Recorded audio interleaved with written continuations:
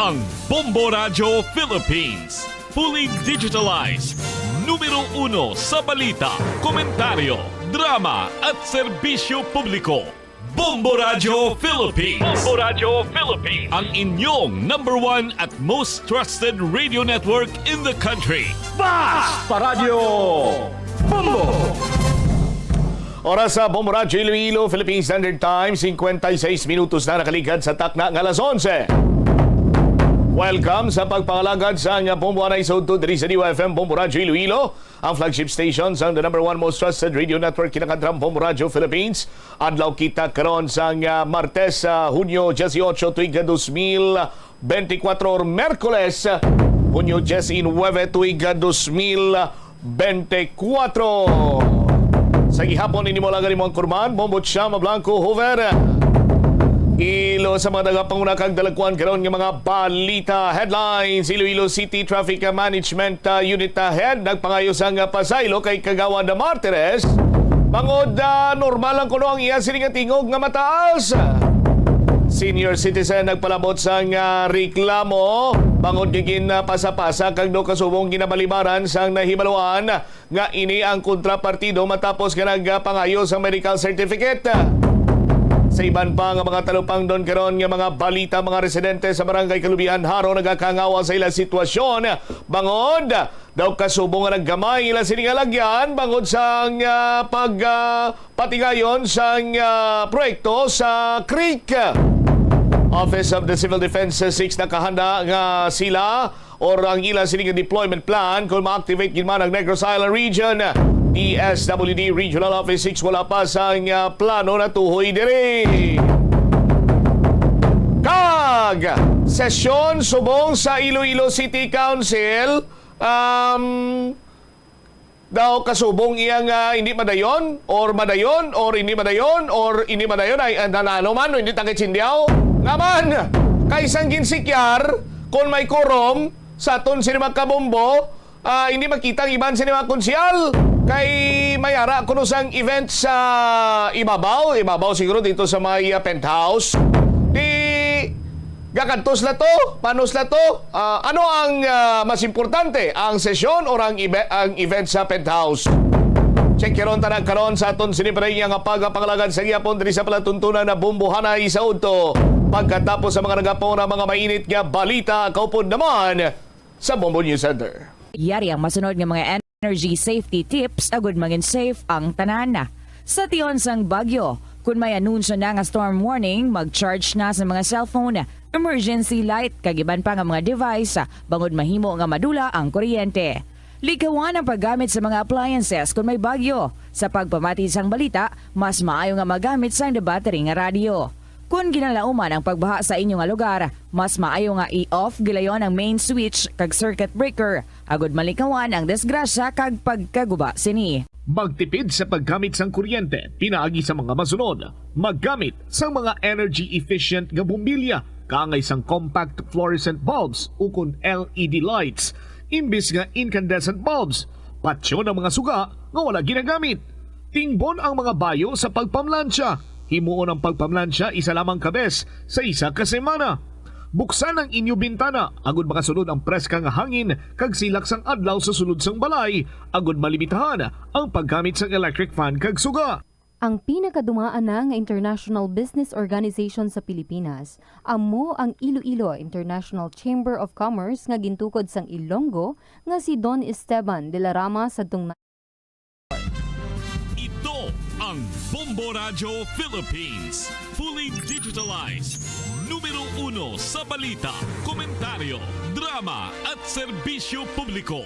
Bombo Radio Philippines. Bombo Radio Philippines. Ang inyong number 1 at most trusted radio network in the country. Basta Radio Bombo! This is Bombo Network News Noontime Edition.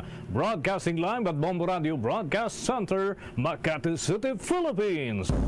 Araw ngayon ng Miyerkules, ikalabing-siyam sa buwan ng Hunyo taong 2024.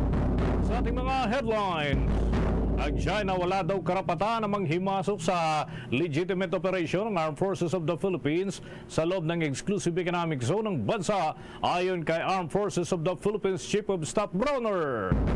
Kampo naman ni Bamban Mayor Alice Go, itinangging ang alkalde at Chinese passport holder na si Go Wangpeng ay iisang tao lamang. Ilang aktibidad naman isinagawa kaugnay ng 163rd birth anniversary ni Dr. Jose Rizal. Ang Air Force naman ng Pilipinas at Estados Unidos sinimulan ng ikalawang edisyon ng Cop Thunder Drills. Cloud seeding operation sa Western Visayas nagsimula na kahit naman sa ilang parte ng bansa ay may mga pag-ulan, may mga pagbaha pa sa ilang parte ng Mindanao. International news naman update dahil ang MV Tutor na inatake ng Houthi rebels sa Red Sea, pinaniniwala ang lumubog na batayan sa United Kingdom Maritime Operations Office. Samantala, Amerika naman inaprubahan ang pagbebenta ng mga drone at missiles sa Taiwan. Sa ating balitang palakasan, ilang mga bigating pangalan sa NBA posible raw maging trade target sa off-season. At live nationwide via satellite, dumako na tayo sa mga detalye ng ating mga balita.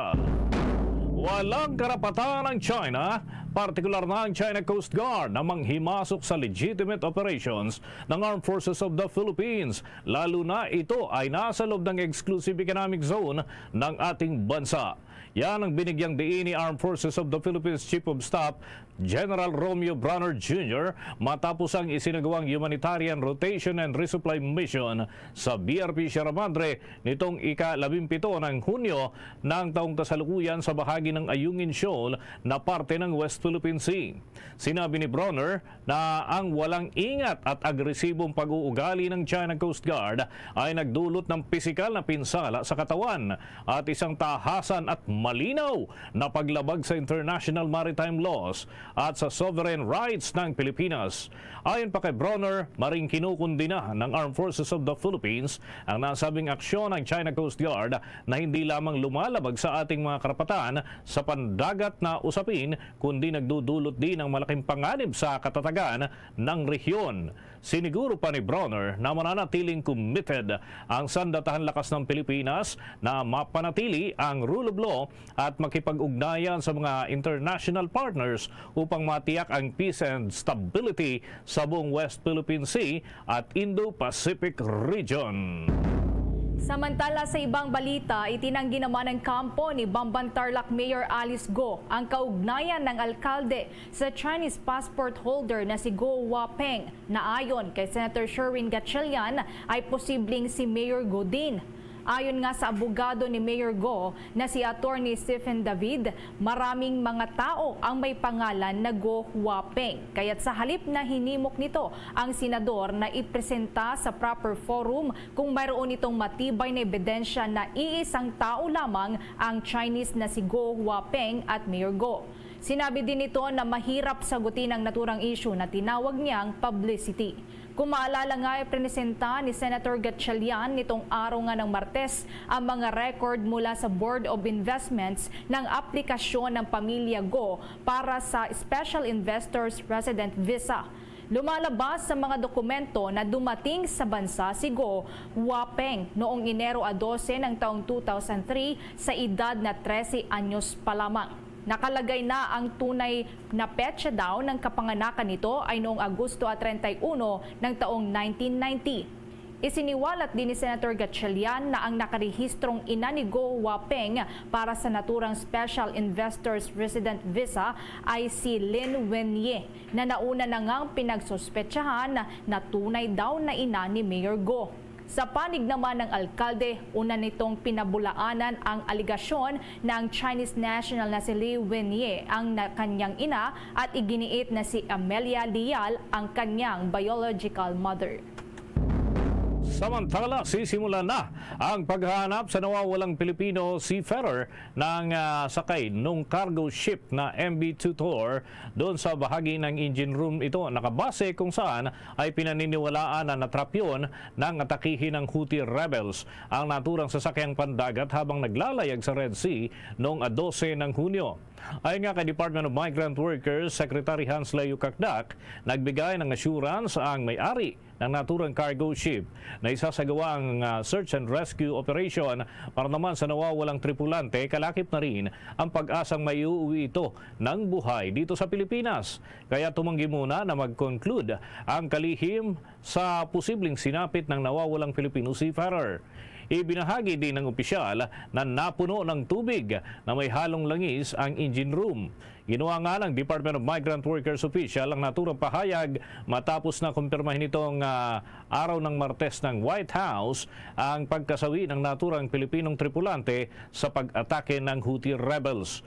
Subalit binigyang diin ng opisyal mula sa Department of Migrant Workers at Department of Foreign Affairs na hindi pa nakukumpirma sa kasalukuyan kung nasawi nga ba ang nawawalang Filipino seafarer hanggat hindi nakikita ang kanyang katawan. Samantala, ayon naman kay Department of Foreign Affairs Undersecretary Eduardo de Vega, sinabi ng shipping principal ng MV Tutor na isasagawa ang search operations sa nawawalang tripulante sa oras na madala ang naturang barko sa ligtas na bahagi ng pantalan. Bombo International News. Pinaniniwalaang lumubog na ang MV Tutor na inatake ng Houthi rebels doon sa Red Sea noong Hunyo 12 ng kasalukuyang taon. Base sa update mula sa United Kingdom Maritime Operations Office nitong araw ng Martes, iniulat ng military authorities na namataan ang mga debris at oil spill sa huling lokasyon ng MV Tutor. Inisyal na napaulat na tinamaan nga ang naturang cargo ship ng missiles at explosive-laden remote-controlled boat habang naglalayag sa Southern Red Sea. Kalaunan, tinamaan sa ikalawang pagkakataon ng barko ng isang hindi pa natutukoy na airborne projectile. Ang naturangang insidente ay ang unang pagkakataon na matagumpay na ginamit ng Houthis ang isang unmanned surface vessel sa kanilang pag-atake. Ito na rin ang ikalawang commercial vessel na pinalubog ng Houthis simula ng maglunsad ng mga pag-atake ang rebeldeng grupo sa mga merchant ship noong Nobyembre ng nakalipas na taon bilang pakikisa sa mga Palestinong naiipit sa giyera doon sa Gaza. Samantala, bago pa man mapaulat nga ang lumubog na cargo ship na una nang nasagip noong araw ng Sabado, Hunyo 15, ang mga lulan nitong tripulante. Kabilang na dyan ang 21 na Pilipinong seafarer habang may isang Pinoy naman na nawawala at pinaniniwala ang nasawi. Bate na rin sa kumpirmasyon ng White House kahapon matapos ngang matrap sa engine room ng barko matapos ang pag-atake ng Houthi rebels. Sa ngayon, hindi pa batid kung nahanap na o na-recover ang nawawalang Pinoy seafarer bago lumubog ang MV Tutor. Samantala sa karagdagan pang balita sa ibayong dagat, inaprubahan ng US State Department ang posibleng pagbebenta ng drones at missiles para sa Taiwan na tinatayang nagkakahalaga yan ng $360 million ayon sa Defense Security Cooperation Agency ng Pentagon.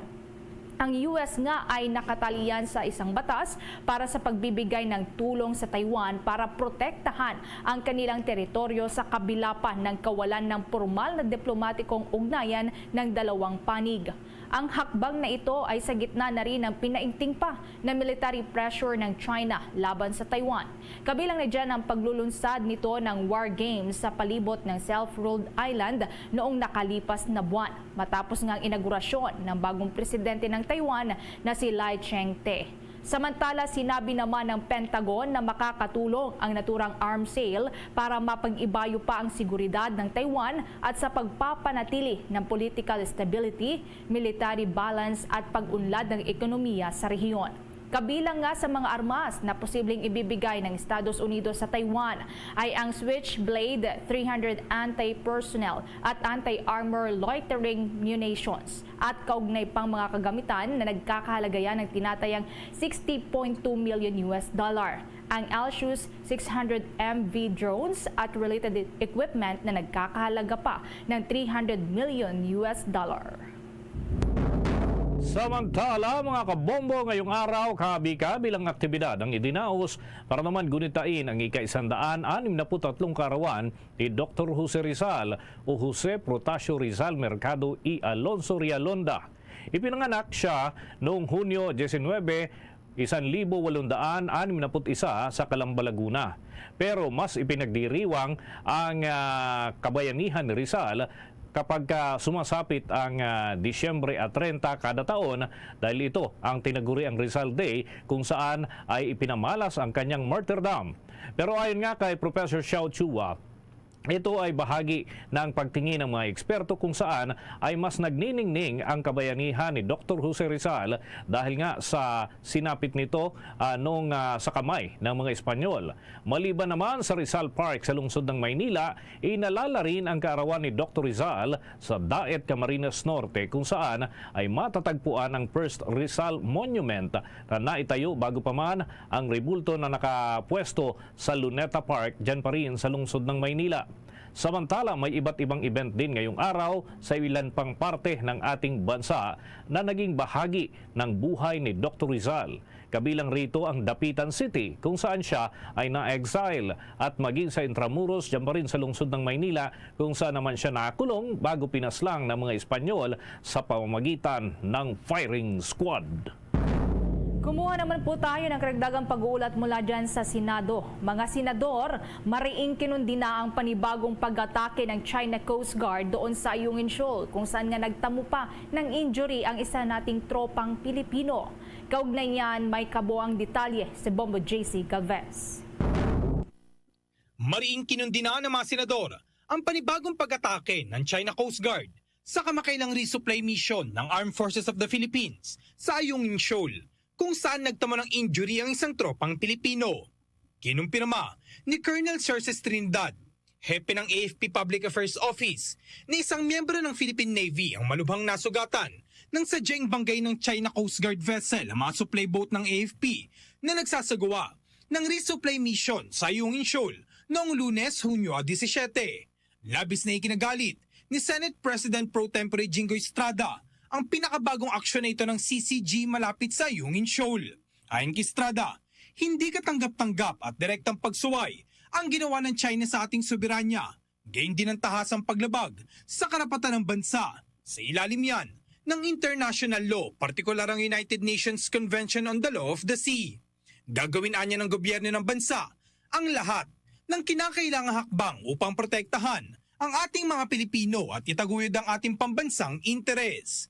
Inihayag naman ni Senator Javier Hercito na ang mga insidenteng tulad nito ay nagpapatunay lamang na kailangang pabilisin ang pagpapalakas ng defense posture ng bansa.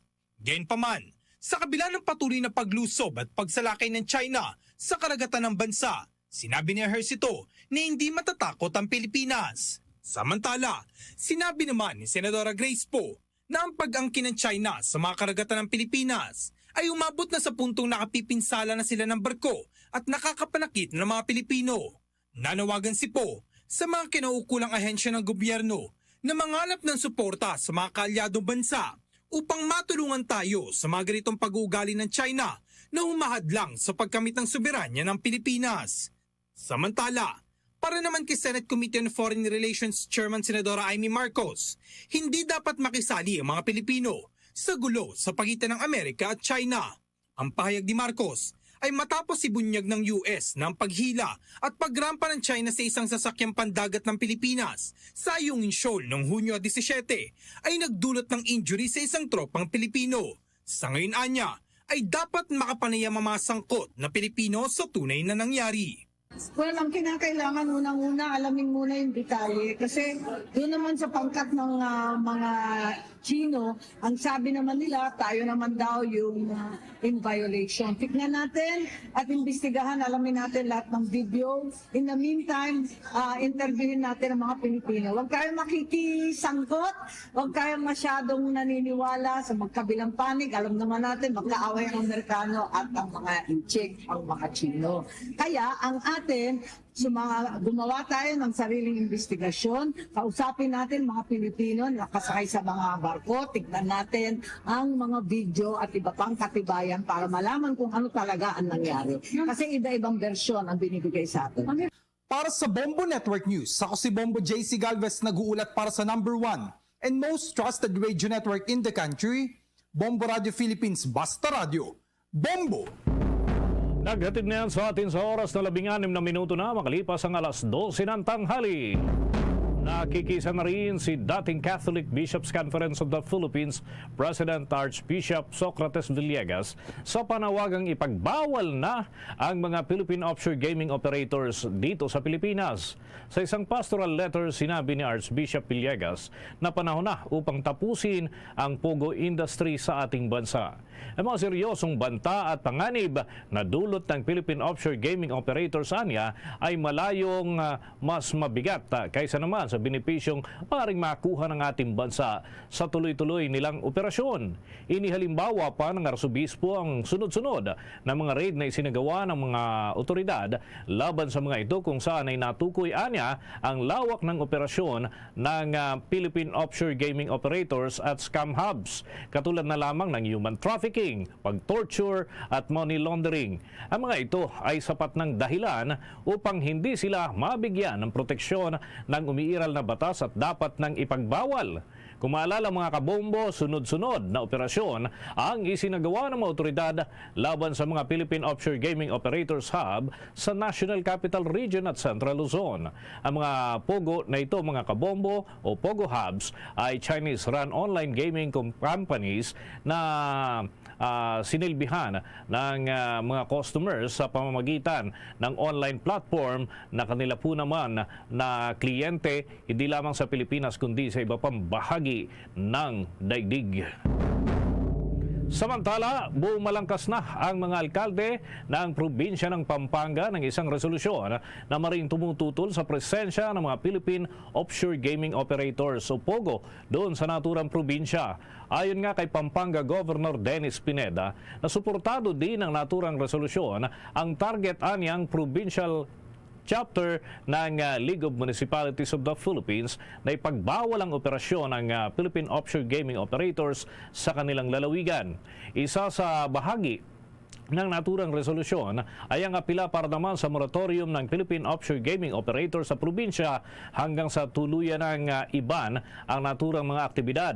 Binigyang din naman ng gobernador na hindi ang provincial government kundi ang Philippine Amusement and Gaming Corporation ang nagmamandato sa municipal o kaya ay city government na mag-issue ng letter of no objection sa mga kumpanya ng Philippine Offshore Gaming Operators na nais pa ring makapag-operate sa naturang lalawigan. Samantala, sinabi naman ni Pampanga Vice Governor Lilia Pineda na nagsisilbing gabay ang naturang opisyal doon sa iba pa na may mga pananaw din hinggil sa naturang mga patakaran ng pagpapairal ng Philippine Offshore Gaming Operators.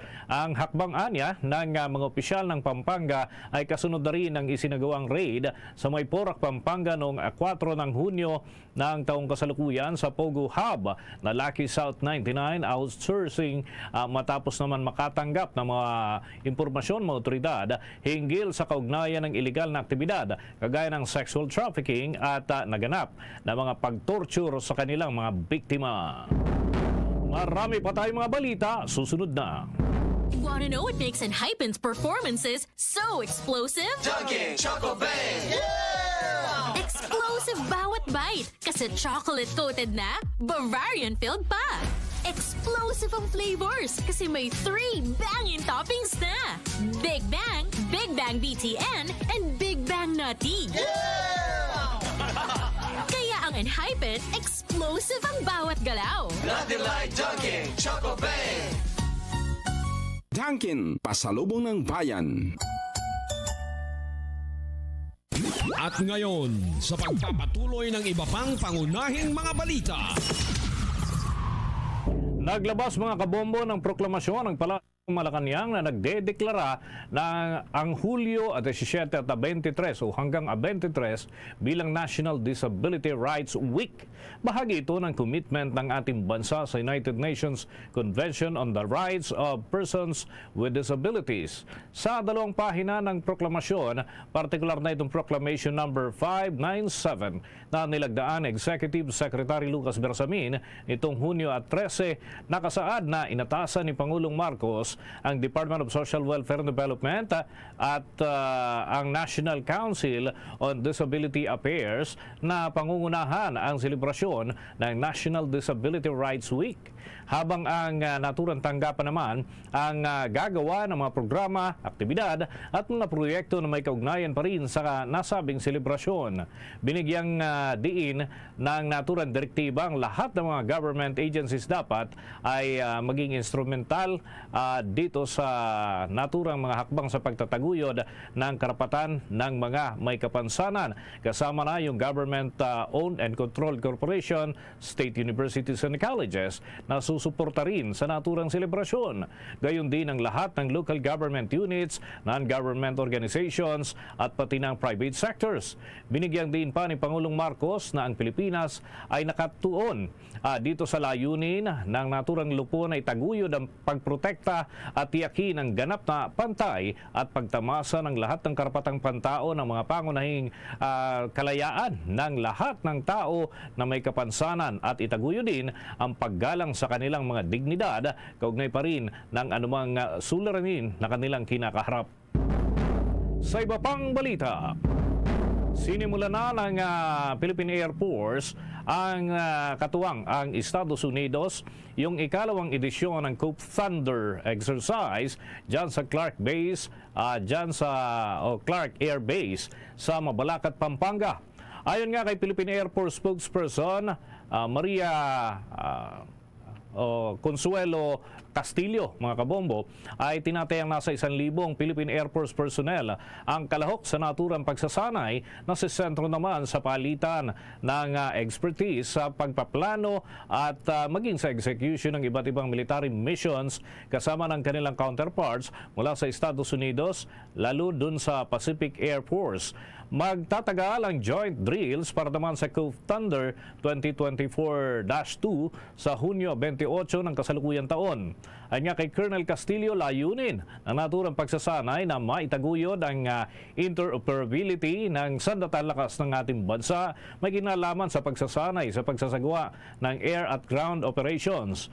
Matiyak ang kahandaan ng mga ito para sa isang maayos na kolaborasyon at epektibong pagtugon sa real-world senaryo. Matatandaan na isinagawa ang unang bahagi ng Cope Thunder noong Abril 18 hanggang 19 na pangunahing nakatutok naman sa large force deployment exercise. Samantala, siniguro naman ni University of the Philippines President Angelo Jimenez ang kaligtasan ng mga researcher na ipinapadala nito sa West Philippine Sea sa kabila ng tumitinding tensyon sa naturang karagatan. Ayon kay Jimenez, may mga nakalatag na safety protocols para sa Philippine Sea upang matiyak ang kanilang kaligtasan. Tinitiyak nga ng UP administration na ang mga ginagawang pagsasaliksik ng universidad sa West Philippine Sea ay pawang civilian in nature lamang. Ayon kay Jimenez, ang kaligtasan pa rin ng kanilang mga mananaliksik ang siyang pangunahing concern ng UP at hindi anya nito hahayaan na maisasakripisyo ang kahit na sino man sa kanila. Kasabay nito ay nangako rin ang opisyal ng mas malawak pa na pagsasaliksik hindi lamang sa katubigan kundi maging sa ibabaw at mismong seabed ng karagatan. Noong ngang Marso ng taong kasalukuyan, una nang sinabi ng Philippine Coast Guard na dumanas ng harassment ang ilang mga researcher ng UP Institute of Biology at maging ng Bureau of Fisheries and Aquatic Resources na nagsasagawa ng pagsasaliksik sa may Sandy Cay. Sa iba pang balita, nangako ang Manila International Airport Authority na hindi kakansilahin ang mga biyahe at iba pang operasyon ng naturang paliparan kasabay ng isasagawang electrical maintenance sa Ninoy Aquino International Airport Terminal 3. Sa naging abiso nga ng Manila International Airport Authority, nakatakdang gawin ang pagsasaayos ng electrical system dyan sa Ninoy Aquino International Airport Terminal 3 simula yan ngayong araw hanggang sa 21 ng Hunyo ng taong kasalukuyan. At kinumpirma ni Manila International Airport Authority General Manager Eric Jose Ines na ang maintenance activities kabilang na ang mga pagsusuri sa functionality at safety integrations ay isasagawa pagkatapos ng huling flight bawat araw upang maiwasan umano ang peak hours na maapektuhan. Dagdag pa ng naturang opisyal na magsusupply ang mga generator sets ng temporary power upang matiyak naman na tuloy-tuloy pa rin ang paggana ng mga pasilidad lalo na yung nasa critical system ng naturang paliparan. Samantala, kumuha pa po tayo ng karagdagang pag-uulat hinggil pa rin sa usapin dyan sa may West Philippine Sea. Mga mangingisda sa naturang karagatan tuloy pa rin sa panguhuli ng isda sa kabila ng unilateral declaration ng China. Ayon po yan sa Bureau of Fisheries and Aquatic Resources. Kaugnay niyan, may kabuuan pang pag-uulat si Bombo Victor Liantino. Bombo Denise, Bombo Ever, sa kabilangan ng banta nitong unilateral declaration ng China, tuloy-tuloy pa rin ang ating mga mangingisdang Pilipino sa panguhuli ng isda sa West Philippine Sea. Ito ang kinumpirma ng Bureau of Fisheries and Aquatic Resources Information and Fisher-Folk Coordination Unit Chief Information Officer Nazario Breguera ngayong araw sa isang panayama.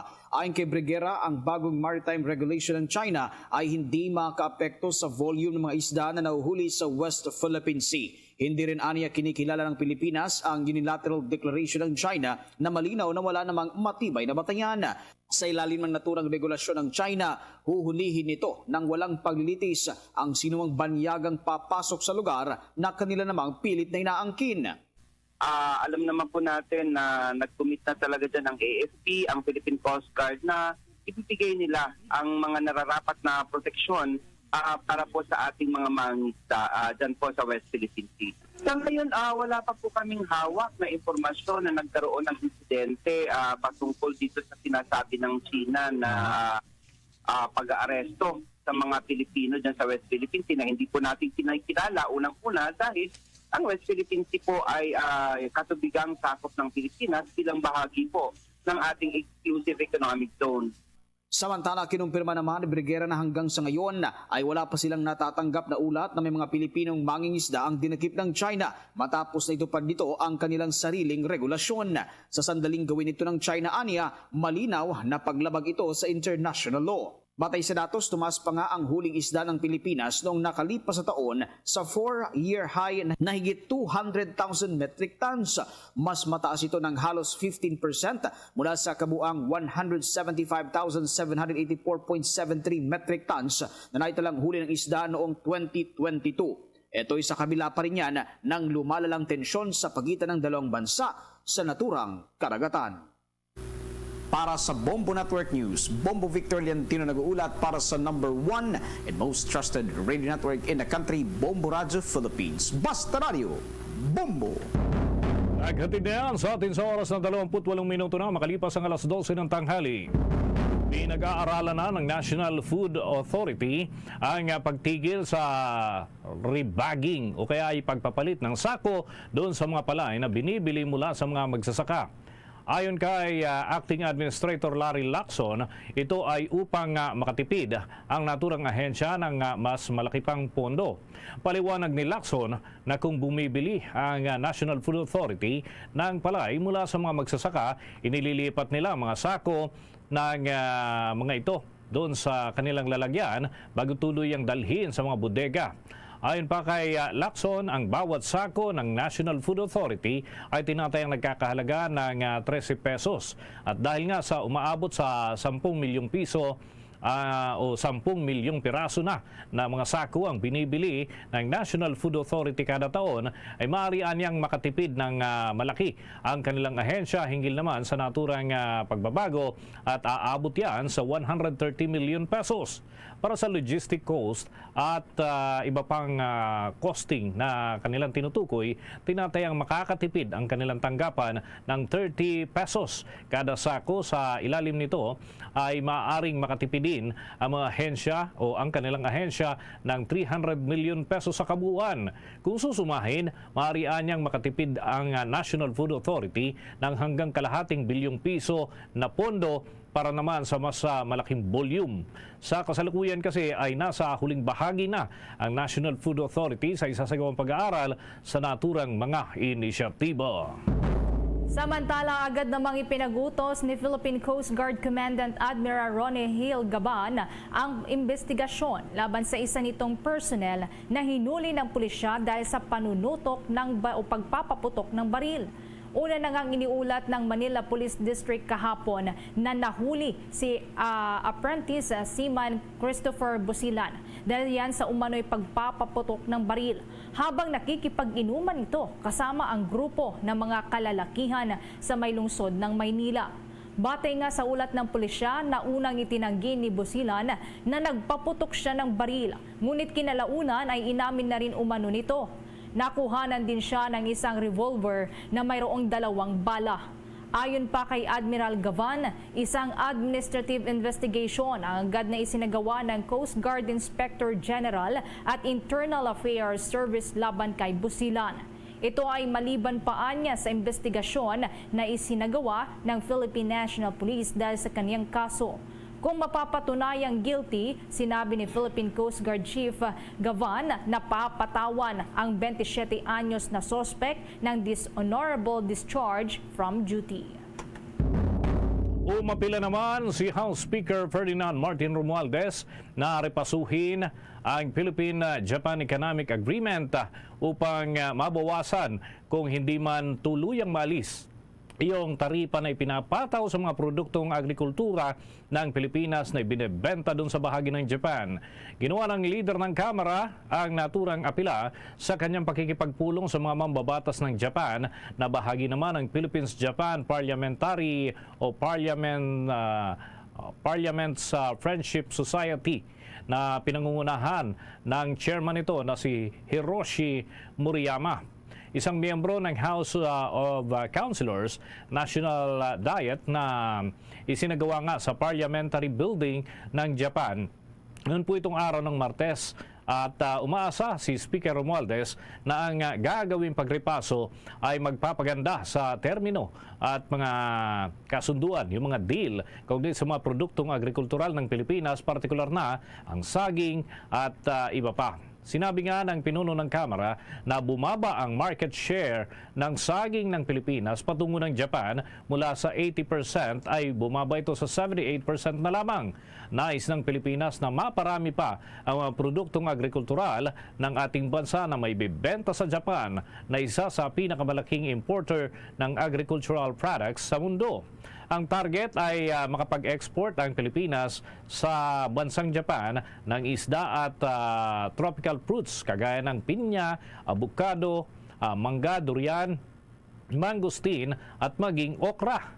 Kinikilala rin ng pinuno ng Kongreso ang kahalagahan ng Japan sa Pilipinas na ikalawa sa pinakamalaking trade partner nito bukod pa sa pagiging pangunahing pinanggagalingan ng Official Development Assistance at ayon nga sa pinuno ng Lower House nang magsimula ang COVID-19 pandemic, ang kalakalan sa pagitan ng dalawang bansa ay bumaba ng 12% at tinanggap naman ni Chairman Murayama, isang dating Agriculture Minister, ang kahilingan na ito na ripasuhin ang JPEPA na nagpahayag pa ng pag-aalala itong si Philippine Ambassador to Japan, Mylene Garcia Albano, na kasama rin sa naturang pagpupulong sa malaking pagbaba sa ine-export na saging ng Pilipinas dun sa Japan sa mga nakalipas na taon.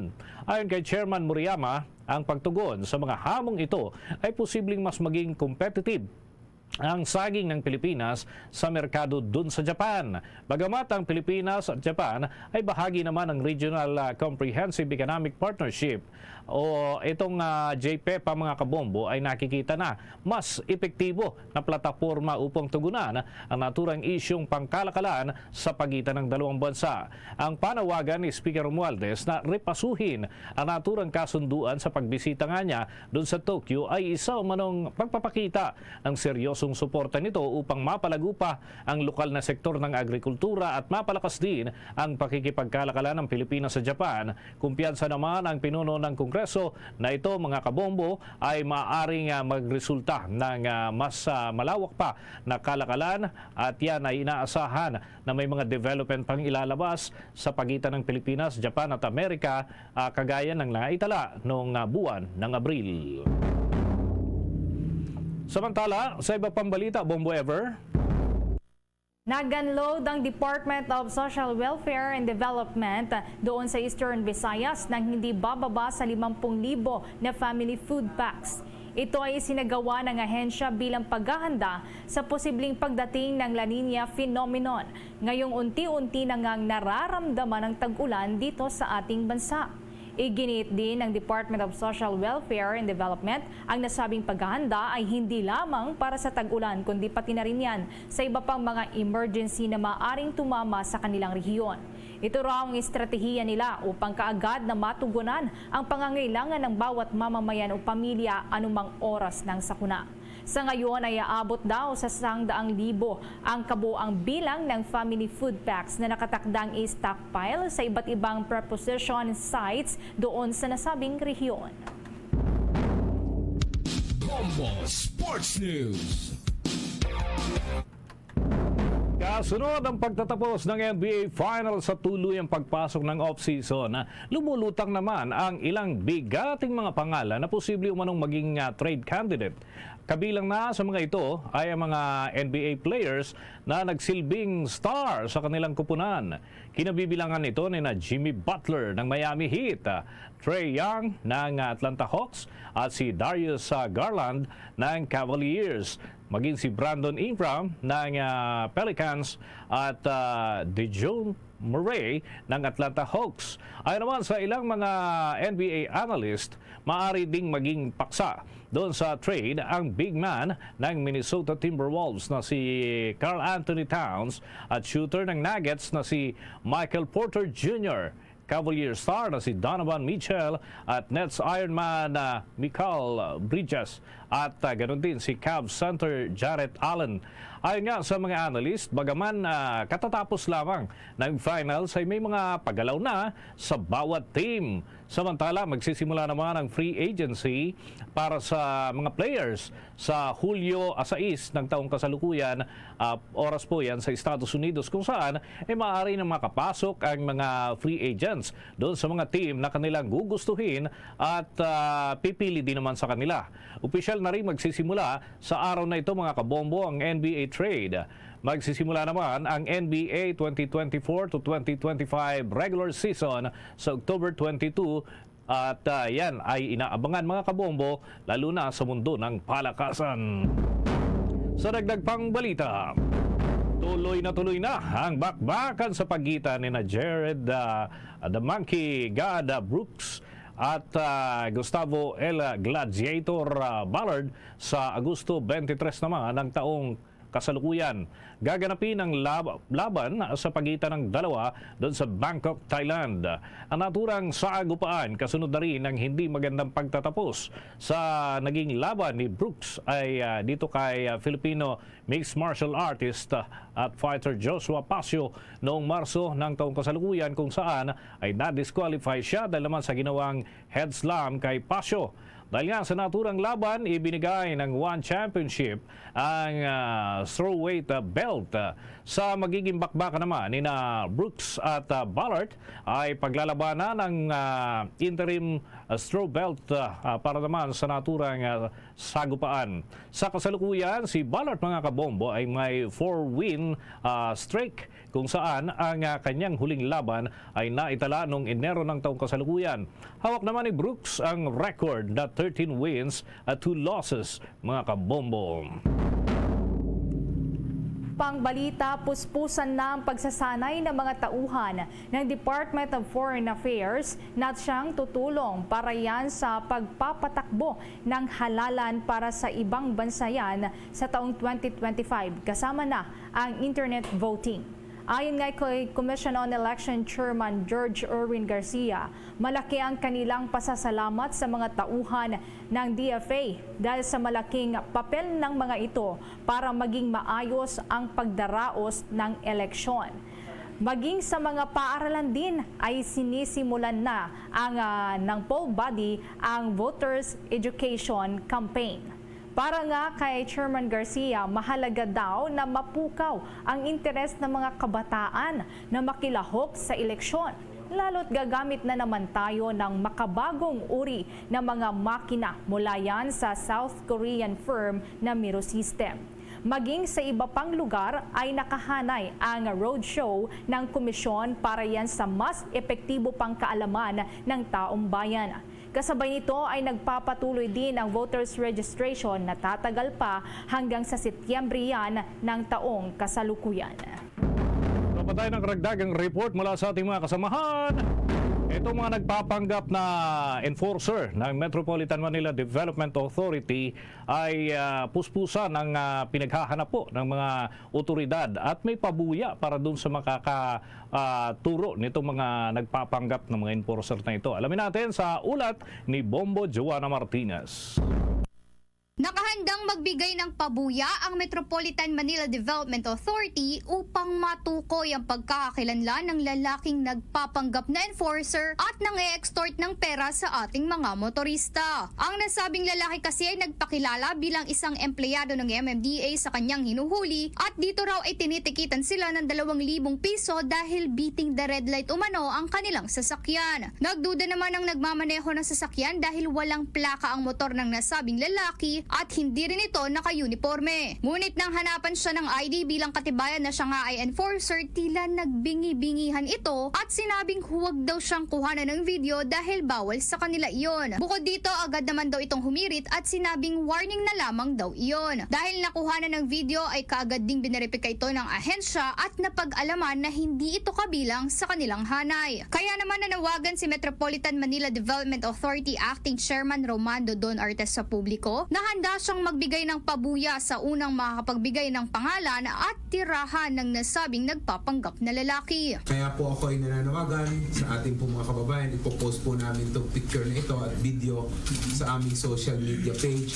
At kung sino po ang makaka-identify nitong taon to ay bibigyan ko po personally ng reward na 10,000 pesos para po ma-file namin ng kaukulang demanda, criminal na demanda ito pong taong ito na nagpapanggap po na empleyado or enforcer ng MMDA. Hiling naman ni Ortiz na sana'y malaman na ang mga detalye patungkol sa lalaki upang maiwasan at matigil na ang masamang gawain ito. Hinuha rin kasi ng ahensya, hindi raw ito ang unang pagkakataon na ginawa ito ng hindi pa nakikilalang lalaki at maaaring marami na raw ang nabiktima ng taong ito. Kaya naman dumudulog na rin ang ahensya sa publiko na tulungan sila. Maaari raw magpadala ng personal na mensahe sa kanilang tanggapan o mag-direct message sa Facebook page ng Metropolitan Manila Development Authority kung may mga impormasyon na makapagtuturo sa naturang lalaki. Para sa Bombo Network News, Bombo Joanna Martinez nag-uulat para sa #1 and most trusted radio network in the country, Bombo Radio Philippines. Basta Radio, Bombo! Oras natin sa buong kapuluhan, mga kabombo, mga ka-Star Nation, 17 minuto bago sumapit ang 1:00 ng hapon. The time check was brought to you by Dunkin, pasalubong ng bayan. Sa pagkakataong ito ng ating balitaan, ako na tayo sa mga ulat ng ating mga himpilan. Ito mga kabombong cloud seeding dyan sa Western Visayas ay sinimula na. Mga kabombo, mga ka-Star Nation, maki-update tayo mula sa Bombo Radio Iloilo. Nagsimula na ang cloud seeding operation sa buong Western Visayas. Sa panayam ng Bombo Radio Iloilo kay Dennis Arapia, Regional Director ng Department of Agriculture Region 6, sinabi nito na layunin ng cloud seeding na magkaroon ng sapat na supply ng tubig sa rehiyon. Ang cloud seeding anya ay sinasagawa upang maibsan ang kakulangan ng tubig dulot ng El Nino kung saan nagpalipad sila ng eroplano at naglagay ng sodium chloride o asin sa ulap na dahilan ng pag-ulan. Ayon kay Arapia, 6 million pesos ang pondong inilaan para sa cloud seeding program. Pangunahing target ng cloud seeding ang Iloilo Province na labis na napektuhan ng El Nino. Magtatagal naman niya ang cloud seeding ng 15 araw. Yung po cloud seeding, kung kinakailangan, dadagdagan pa po natin yun. Pero for now, 6 na million lang po yung inalat dyan. Yun lang po yung available budget sa ngayon ng Bureau of Soil and Water Management. Pero meron na po inihanda para dyan at kung kakailanganin pa po ng iba yung mga cloud seeding, ay gagawin po natin. Si Department of Agriculture Region 6 Director Dennis Arapia. Para sa Bombo Network News, ito si Bombo Chris John at Shanova Lusada para sa number 1 and most trusted radio network in the country, Bombo Radio Philippines. Basta Radio, Bombo! Ang grupo naman ng mga magsasaka wala daw nakikitang pamumulitika sa database ng Department of Agriculture. Kaugnay niyan, may nakapanayam pa ang Bombo Radio Dagupan. Hindi nagtutugma. Ito ang binigyang diin ni Federation of Free Farmers National Chairman Leonardo Montemayor kaugnay sa mga espekulasyon na nagpupulitika ang database ng Department of Agriculture. Sa panayam ng Bombo Radio Dagupan, sinabi nito na may mga pagkakataon kung saan magkakaiba ang datos ng ahensya kumpara sa datos ng ibang ahensya ng pamahalaan gaya na lamang ng Philippine Statistics Authority. Aniya na ito ay hindi mabuti sa mga susunod na magiging aksyon ng Department of Agriculture dahil kung ang hawak at ilalabas nilang datos ay taliwas sa opisyal na datos na manggagaling sa PSA ay magdadalawang isip ang nasabing ahensya bago sila makagawa ng aksyon. Saad nito na bagamat hindi nito masasabi na napupulitika ang datos ng kagawaran, ay may mga ulat na kung hindi naman sumasang-ayon ang ilang mga benepisyaryo sa pamamalakad ng mga local agriculturists sa isang lugar, ay nahihirapan umano silang magpalista. Ito naman marahil ang nagbibigay ng political color sa nasabing usapin. Samantala ay kinababahala naman nila ang datos ng PSA na nagpapakita ng pagtaas ng inventaryo ng bigas sa bansa na umabot na sa 2.8 milyong metrikong tonelada sa kabuang rice stocks mula noong Mayo 1, 2024. Pagdating po sa information o data tungkol sa halimbawa, produksyon po ng bigas, nagtataka po kami bakit nagkakaiba po ng malaki yung data po ng PSA at saka po ng Department of Agriculture. Napakalaki ang agwat eh. So yan po yung nakakabahala kasi siyempre depende po sa data ay gumagawa ng karampat aksyon ang pamahalaan. Kung magkaiba, kumisan taliwas pa sa sinasabi ng isang ahensya. Para sa Bombo Network News mula rito sa lalawigan ng Pangasinan, Bombo Nicolo Piranya nag-uulat para sa number 1 and most trusted radio network in the country, Bombo Radio Philippines. Basta Radio, Bombo! Ingat-ingat pa rin mga kabombo, lalo na doon sa mga nag-aalaga ng aso. Tiyakin ang bakuna ng inyong mga alaga. Dahil kaso ng rabies, doon po sa Cebu City ay umakyat pa ang bilang sa 17 o halos ka-level na yun nung naitala nung nakalipas na taon. Alamin natin ang kabuuang ulat ng Bombo Radio Cebu. Umabot na sa 17 kaso ng rabies ang naitala sa Cebu City, kung saan nasa kaligitnaan pa lamang ito ng taong 2024 na malapit nang lumampas sa kabuuang kaso ng rabies ng naitala sa nakaraang taon. Ito ang inihayag ni Dr. Alice Utlang, ang head ng Cebu City Department of Veterinary Medicine and Fisheries o DVMF, na kadalasang kinabibilangan ng mga aso sa mga ganitong kaso. Ayon kay Utlang na ang mga naitalang kaso ng rabies nitong taon na ito ay nagmula sa Barangay Mabulo, Basak San Nicolas, Lahog, Barangay Tisa, Barangay Kugon, Barangay Carita, Barangay Tinago, Barrio Luz, Ermita at Zapatera. Samantala, ang mga kaso ng rabies na naitala noong 2023 ay nagmula sa mga barangay ng Guadalupe, Inayawan, Lahog, Punta Princesa, Barangay Kinasangan, Barangay Pitos, Barangay Tisa, Tejero at Dulho Fatima. At ang pinakamataas na naitalang kaso ng rabies sa Cebu City noong 2021 na umabot sa 28 kaso. Sinabi ni Utlang na karamihan sa mga kaso ng rabies na naitala nitong 2024 ay kinabibilangan ng mga aso sa kabahay-bahayan. Kaya naman pinalalahanan ni Utlang ang mga may-ari ng mga aso na pabakunahan ang kanilang mga alagang hayop laban sa rabies. Sa kabilang banda, tinukoy din ito na hindi na sila mag-i-impound ng mga malulusog na aso para maiwasan ang siksikan sa impounding facility sa Barangay Adlaon. At ito rin ang kanilang nakikitang paraan para ma-impound ang masasama at ligaw na aso. As for today, our cases is increasing. So that's the reason why we will fully implement what is stipulated in the our ordinance na kailangan lahat ng mga aso pabakunahan. Aside from that, we do also our other activities like vaccination sa mga aso na nasa kalsada. We don't impound anymore dogs that are good looking, but instead we have to vaccinate them. Ating napakinggan si Dr. Alice Otlang, ang head ng DVMF. Mula rito sa lungsod Lawigan ng Cebu, Bombo Joanna Cañati para sa number 1 and most trusted radio network in the country, Bombo Radio Philippines. Basta Radio, Bombo. Samantala, ang Department of Agriculture Region 7 nakapagtala ng 1.7 bilyon na pagkalugi sa sektor ng agrikultura dahil pa rin yan sa El Nino phenomenon. May update ang Star FM Cebu. Nanawagan ngayon ang Department of Agriculture 7 ng isang convergence sa pagitan ng mga magsasaka, pribadong sektor at local government units para makamit ang rice self-sufficiency sa Central Visayas. Iniulat pa ni Department of Agriculture 7 OIC Regional Executive Director Engineer Cirilo Namok na merong pagtaas na produksyon ng bigas noong 2023 kumpara noong 2022 ng 20.91%, ang pinakamataas na produksyon sa loob ng 4 na taon. Ayon pa kay Namok na ang corn program ng ahensya sa rehiyon ay nakatanggap ng pinakamataas na pagtaas sa produksyon at 6 sa mga regional field office noong nakaraang taon. Sinabi pa nito na wala pa rin kasiguraduhan na ganap na maisagawa ang mababang presyo ng bigas, ngunit tiyak na makamit umano ito sa lalong madaling panahon sa pamamagitan ng kanilang diskarte upang mapabuti ang produksyon ng bigas dito. Kasama pa sa mga estratehiya ay ang pagtaas ng rice production area, pagtatayo ng mga pasilidad ng irigasyon, mekanisasyon, modernisasyon at suporta para sa mga magsasaka.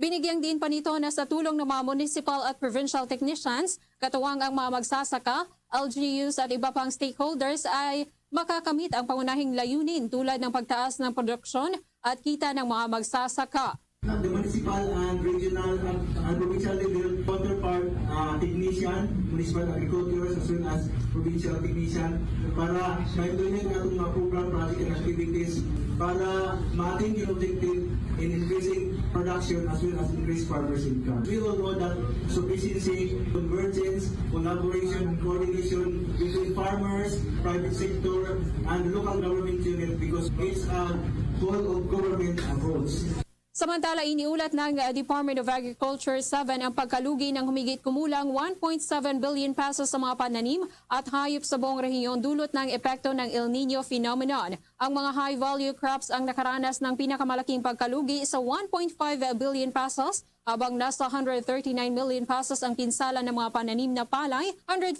million pesos para sa pananim na mais at livestock na nasa 1.2 million pesos na pagkalugi. Mula rito sa lungsod ng Cebu, Star DJ Sophie Ember nag-uulat para sa number 1 and most trusted radio network in the country, Bombo Radio Philippines. Basta Radio, Bombo! Ang Department of Labor and Employment dapat na raw umaksyon upang matanggal na ang Pilipinas mula sa 8 taon na pagkakasali nito sa top 10 worst countries for workers. Kaugnay niyan, may eksklusibo pang nakapanayam ang Bombo Radio Butuan. Ikinalungkot ng Federation of Free Workers ang report ng International Trade Union Confederation na kasama pa rin ang Pilipinas sa top 10 worst countries for workers. Sa eksklusibong panayam ng Bombo Radio Butuan, inihayag ni Attorney Sunny Matula, National President ng nasabing grupo. Ito ang sunod-sunod na 8 taon na hindi natanggal mula sa nasabing listahan ang Pilipinas. Bilang mga advocates para sa kapakanan ng mga trabahante, natural lamang umano na masakit ito para sa kanila. At kanya nang hiniling kay Labor Secretary Bienvenido Laguesma na maghanap ng paraan upang matanggal na ang bansa mula sa nasabing listahan. Nakakontribute umano nito ang pagpatay sa mga trade union leaders simula pa sa Duterte administration hanggang ngayon umabot na sa 72 na hindi pa nabigyan ng hustisya. Andyan pa ang 6 na kaso ng kidnapping at 240 na mga trabahanteng biktima ng red tagging, harassment at gawa-gawang mga isinampang kaso. Maliban sa patayan, may mga iba pa, no? May abduction ata na 6 na dapat imbestigahan pa ng ating mga authorities. at may 240 na mga red tagging, harassment at mga gawa-gawang kaso. Mula rito sa Bombo Radio Butuan para sa Bombo Network News, ito si Bombo Kevilinak nag-uulat para sa #1 and most trusted radio network in the country, Bombo Radio Philippines. Basta Radio Bombo!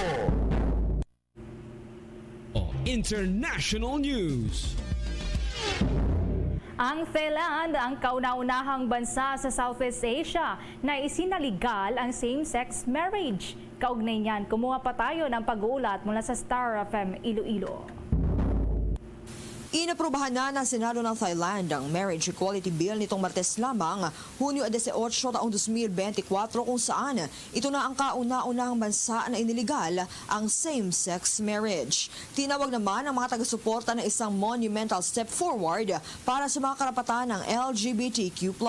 Halos pabor lahat sa Senado sa pagpasa ng panukalang batas kasunod ng pinal na pagbasa, kung saan 130 senador ang bumoto pabor at 4 na miyembro lamang ang tumutol sa panukalang batas. Sa panayam ng Star FM Iloilo kay Star International Correspondent John Mark Zaportiza, anya para sa formalidad, ang panukalang batas ay nangangailangan pa rin ng pag-endorso mula sa hari bago patutuhanan ng marriage equality sa Thailand. Ang batas ay magkakabisa pagkatapos ng 120 araw pagkatapos itong mailathala sa Royal Gazette. Sa kasalukuyan ngayon kasi medyo nakapokus tayo kung kailan mag-i-effect yung law. Kasi hindi pa nag-i-effect yung law. So parang katulad lang din sa atin sa Pilipinas, kumbaga matapos maaprobahan sa Kamara at aakit yan sa taas. So ngayon na lang, inaantay na lang nila na ma-announce talaga sa parang yung tinatawag sa atin yung, sa kanila yung Royal Gazette.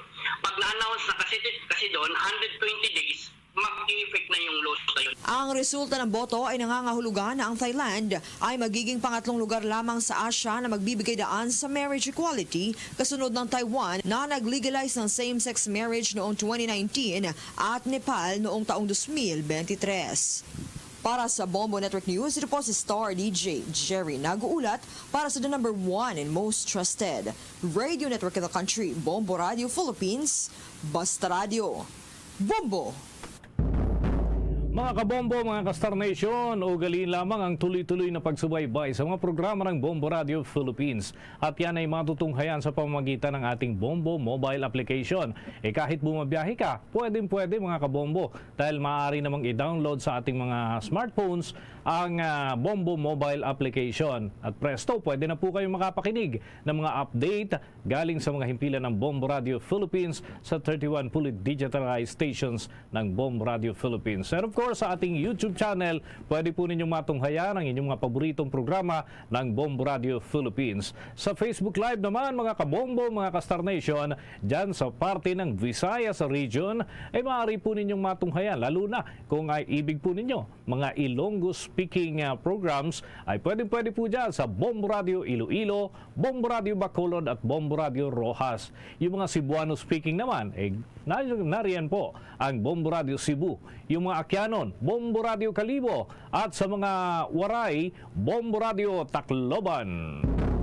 Mga kabombo ka-Star Nation, bago po tayo magtapos, inaanyayahan po namin kayong samahan kaming manalangin ng Orasyo Imperata for deliverance from calamities. Almighty Father, we raise our hearts to you in gratitude for the wonders of creation of which we are part, for your providence in sustaining us in our needs, and for your wisdom that guides the course of the universe. We acknowledge our sins against you and the rest of creation, nature. We have confused your command to subdue the earth. The environment is made to suffer our wrongdoing, and now we reap the harvest of our abuse and indifference. Global warming is upon us. Typhoons, floods, volcanic eruption, and other natural calamities occur in increasing number and intensity.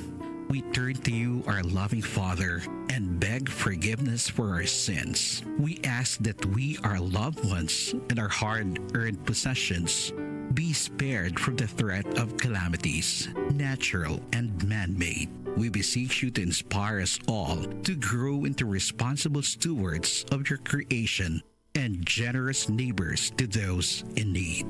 Amen.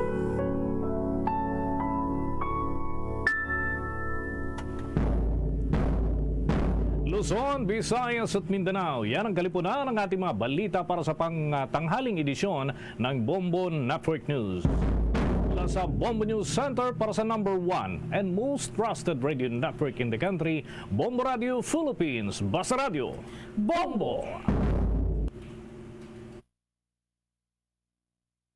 Bombo Radio Iloilo, ang flagship station sa the number 1 most trusted radio network in the country, Bombo Radio Philippines. Standby sa kay Bombo Angel Tan. Kagapon, nagpabutyag sang kalain man sang buot. No? Si San Pedro Molo, Barangay Kagawad, Romar Martires, sang daw nasaklaw siya sa tono sang tingog ni retired Colonel Garbanzos nga mong head sang Iloilo City Traffic Management Unit. Kag subong man sa ila sini nga nangin na bayluhanay sang mga tinaga. But sa pagpanulong nga ni Kagawad Martires sa kay Mayor Jerry Treñas, naghapit ini siya sa talatapan ni retired Colonel Garbanzos. Kag dito nagkigistorya, nagpasensya na man ang duha sa aton sinima kabombo. Tingin ko antaman sang bahin ang head sa Iloilo City Traffic Management Unit as promised, no? Para sa ngalan sang patas nga pag waragwag. I-check naton si Bombo Angel Tangel sa report. Please come in. Ginkonfirma diri Bombo Siyam sa Iloilo City Traffic Management Head nga nakapangayo na ini siya sang pasaylo si Kagawad Martires sang Barangay San Pedro Molo, Iloilo City matapos ka nagreklamo ini siya Bombo Siyam sa bahay sang Bombo Radio Iloilo na nag-away may ara isang pagtaasay sang tingog sa basin sang duha ka mga opisyal. Sa interview sang Bombo Radio, si retired Colonel Oldarico Garbanzos, ang head sang Iloilo City Traffic Management Unit, iyaging pahayag nga nakaistoryahan na sila ni Kagawad Martires kag aging ako diri ni retired Colonel Garbanzos Bombo Siyam nga may miscommunication sa tungaan nila nga duwa kag iya man diri naging kumpirma nga nagtaas or nag-highlight ang iya nga tingog diri Bombo Siyam sang nag-verify or amo ni kuno ang iya normal nga tingog kung naga-verify kag naga-pamangkot kag ang natabo diri Bombo Siyam nga istoryahan nila na realign na ang mga bagay-bagay sa tunga nila nga duwa kagati gin pag-apat man diri ni Ricardo General Garbanzos nga magbuhay ako ni kuhay ini sila nga duha ni Kagawad Martires personally ha kag nanganian sa ini siya sa Kagawad Bombo Siyam bangod ngati nagabulik ini siya sa mga operations sa Iloilo City Traffic Management Unit na at the same time na amo ning isa sa mga complaints diri ni Kagawad Martires nga may ara kuno nga personnel asa nga ICTMU ang nangayo kuno sang pamahaw sa duha sini ka mga pumuluyo man sa nga San Pedro Molo nga ti amo to kay Bombo Siyam nga kuha ang ilang motor ang allegation diri kuno nga nag-obstruct sa dalan pero sa pagkamatuod according kay Kagawad Martires wala man ini kuno na include sa mga nag-obstruct dalan pero just what this one nagahulat na lang gitiri sang written complaint ang sa bahin sa Iloilo City Traffic Management Unit para nga mahatagan ini gilayon sang iktalupangod nga may ara gid sila nga written complaint Bombo Siyam kasi pa-investigaran kag lantawon i-verify ining natabo kag dugang palibis ng natungdan kung mapamatud-an gid man nga tuod nga may ara grave misconduct gilayon nga ipakakas sa ilang nga trabaho ang duwa ka mga personnel sa Iloilo Traffic Management Unit. Pamatian ta bala ang kabasin diri sa nga pagpahayag ni retired Colonel Oldarico Garbanzos sa nga may interview. Istorya naman kami, no? And ni Kagawad, no? Kagawad Martires. And due respect sa kay Kagawad, no? May miscommunication lang na natabo and we are doing to realign things, no? Kag mapatch up namon ang mga misunderstanding natabo. Ini may ano lang no, may gamay kitang verification wherein nag-highlight no ang aton nga tingog sa iya But ini migotan ni siya kag nagabulig ini siya no insofar sa aton nga operation, particularly dira sa barangay San Pedro sa Molo. Sir Garbanzos, may aragi man sir taas sa isang tingog na tabo or like mambal naton or ikaw mismo normal mo lang ni sir nga voice kag do medyo lang nadala sa emosyon abi Sir Garbanzos? Normal nga tingog na to no nga kung kita may gina-verify kag kung kita may hindi may maintindihan no. So amo malang na ang natabo dito kag nangayo na kita sang dispensa sa iya kag may mga complaint abi nga dapat pa naton i-verify. Sir, ang kabahin sa complaint ka ni sir is ang tong upon clearing operations ko sir, may ara ko no nga tinawon nimo under sa traffic management unit ang do nangayo sa pamahaw sa mga driver. Sa amo no hindi gid na pwede kag that is why nga gusto ko gid nga ang report ni Kagawad Martires nga mabalaan ko gid no kag hopefully nga makaobra ini siya sang written nga affidavit so that kami maka-take action kag ma-verify man ang ini nga mga allegation. Posible sir makakasa obra ang duha nga ni sir? Yes, once there is a grave misconduct nga makita naton nga describe because that is zero tolerance niya sa amon ang mag-extort ka sang kwarta.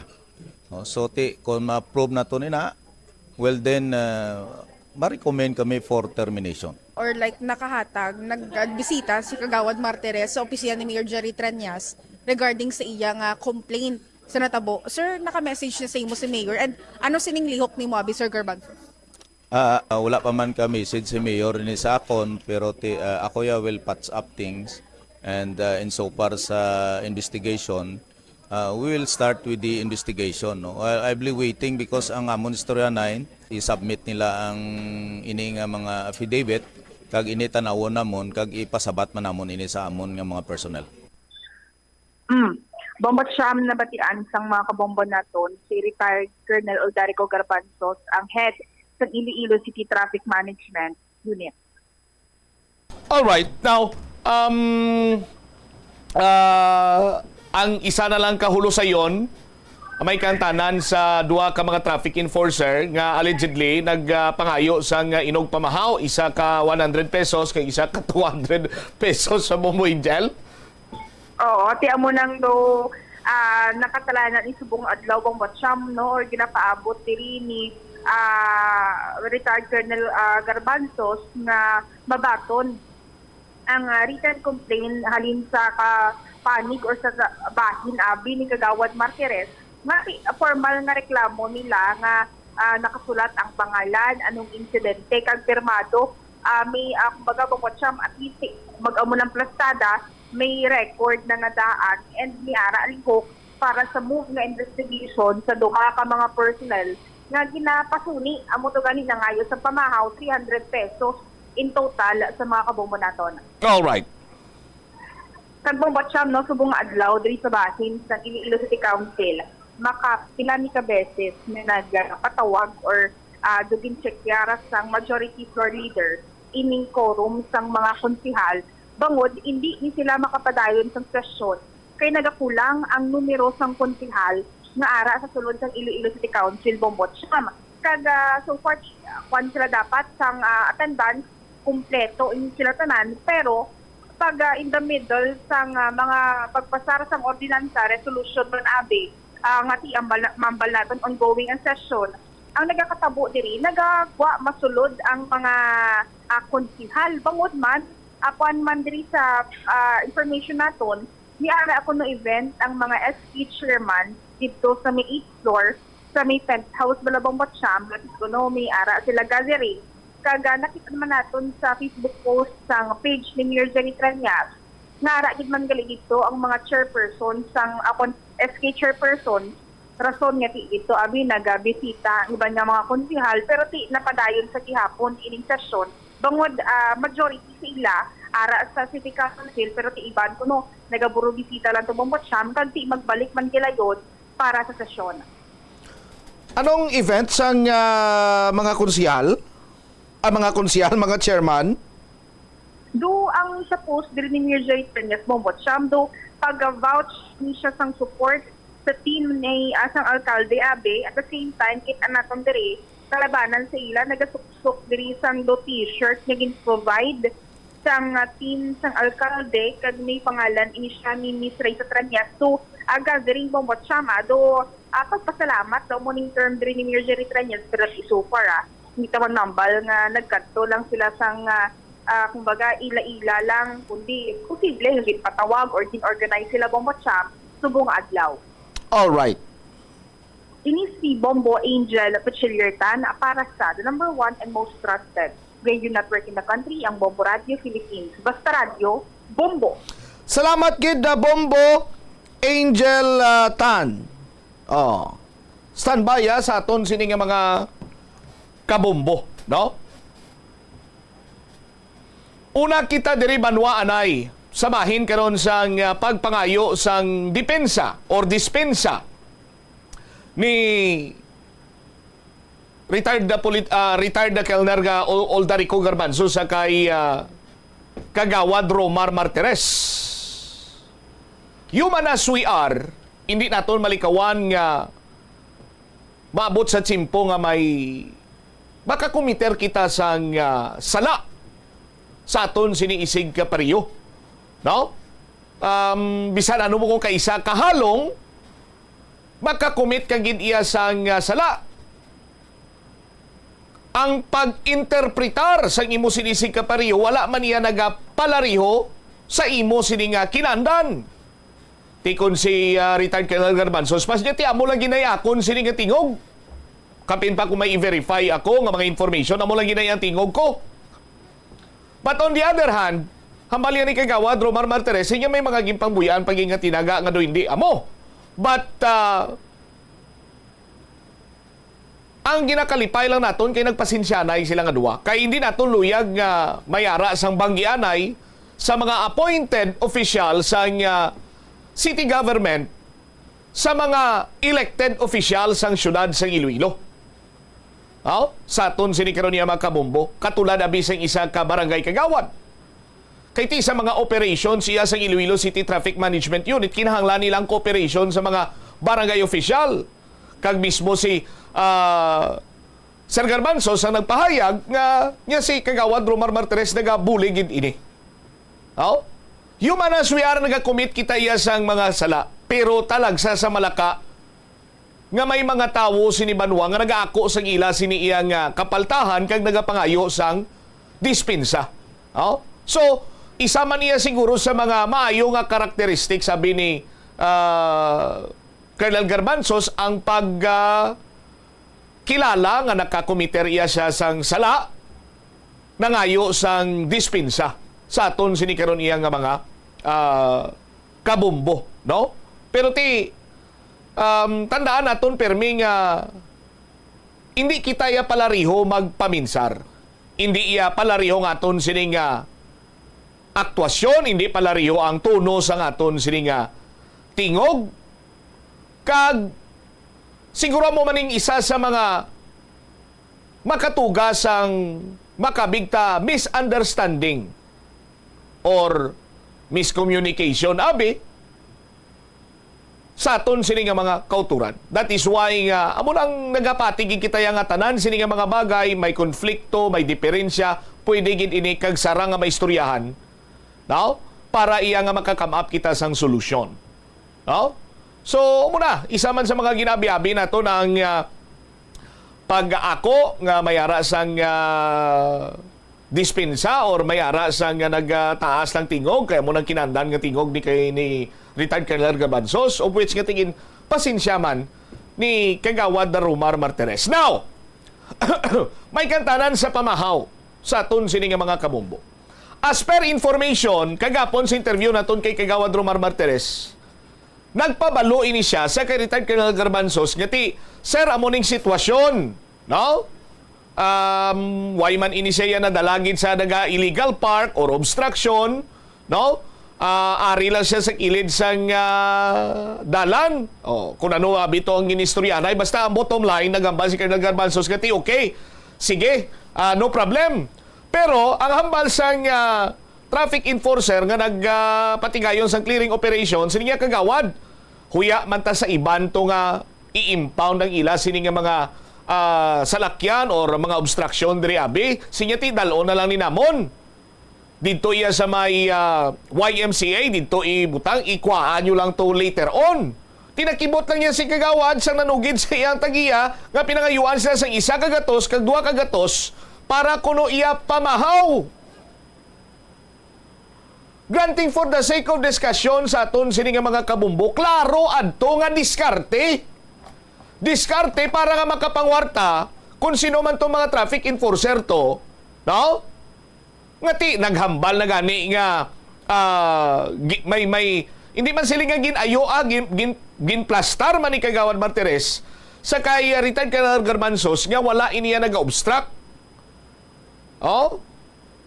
Pero ang punto sila dira naghambal si Colonel Garbanzos sinya ti okay, why problema, dira lang na. Pero nga ama diskarte pagin iya. Oh? Kagdalon dito para nga ano'y pagawad para nga kung magkanto tong tag-iya mapangayuan sang kwarta. Ang sabat sila huo. Kita mo pinangayuan sang kwarta ang kwa sang ila sini nga mga motorsiklo. Now ang pamangkot nga nagaamo sini ang mga traffic enforcer. No? In fairness sa ila, hindi bala enough ang ila sini nga sweldo? Kung enough man ang ila sini nga sweldo, nagaabot pa lang ila nga sweldo. Sa insakto sini nga oras, sa insakto sini nga pizza, sang inog sweldo? Or basi delayed? Sa aton sini matag palamati. Oh? Ti dapat lantawon man ini, husisaon man ini, ni retired Colonel Garbanzos. Kung nga nagaamo sini nga mga tawo, kay nahibaluan naton nga sa pag-umpisa niya, day 1, bilang chief sa Iloilo City Traffic Management Unit, ang tanan sini nga mga nagapangwarta, nagapangutong sini nga traffic enforcer, pinahalin tanan ni Colonel Garbanzos. Tibangon nga mayara na sang ihimplo ang pamangkot nga padayon pa sa gyapon nga nagadiskarte. Para nga makakwarta mga traffic enforcer. Ano sila, gutom? Ano sila, why sweldo? Ano, delay nila sila sweldo? Oh. Diba si may problema dira sa bahin sa city government? Sa aton sila kabumbot, yung mamangkuntani ng isa sa mga husisaon man ni Colonel Garbanzos para sa iyaman siniya nga mga tabo. Now, ano pa ito ang part kagapon sang reklamo ni Kagawad Martires? Nga may pulis kuno nga daw nag-insulto sa iya sa aton sini makabumbo. Oh. Sino gani ang upod ni Kagawad Martires Manyapon? Bumbo Chris Lugo? Picture na bla? Sino po niya gani Panyapon Uy! Ay ba? Uy! Sino po ni Kagawad Martires Manyapon Tupaday sila Sino na nakaitong? Sino to? Si Patrolman. Sino ganito ngalan yung gapon to? Patrolman, sir? May Facebook live ka na sa mga. Tawabla, sino ganito po ni Kagawad Martires Kapanyapon? Isa pa yung picture. Sino sila? Basi gambal sila. Inutod, ingin-edit. Malang na bumbutsam. Oh. Ang Kapanyapon, Bumukris. Tapos na di sila Panyapon. Tapos hindi sila payapon sa kay patrolman, sir, areal ang tawablaw. Oh. Sino ni ginagbayan ni Kagawad Romar Martires man? Patrolman. Oh. Sino hindi makilala kay do medyo may shadow no, dulom ba lang dulom ang tsura sang nakaitom ni nga tawo. Oh. Bumukris. Kung nagapanyapon, pagkagat, siyempre, para nga doon buhin-buhin na ng kolesterol. Upon ni Kagawad Romar Martires, jogging!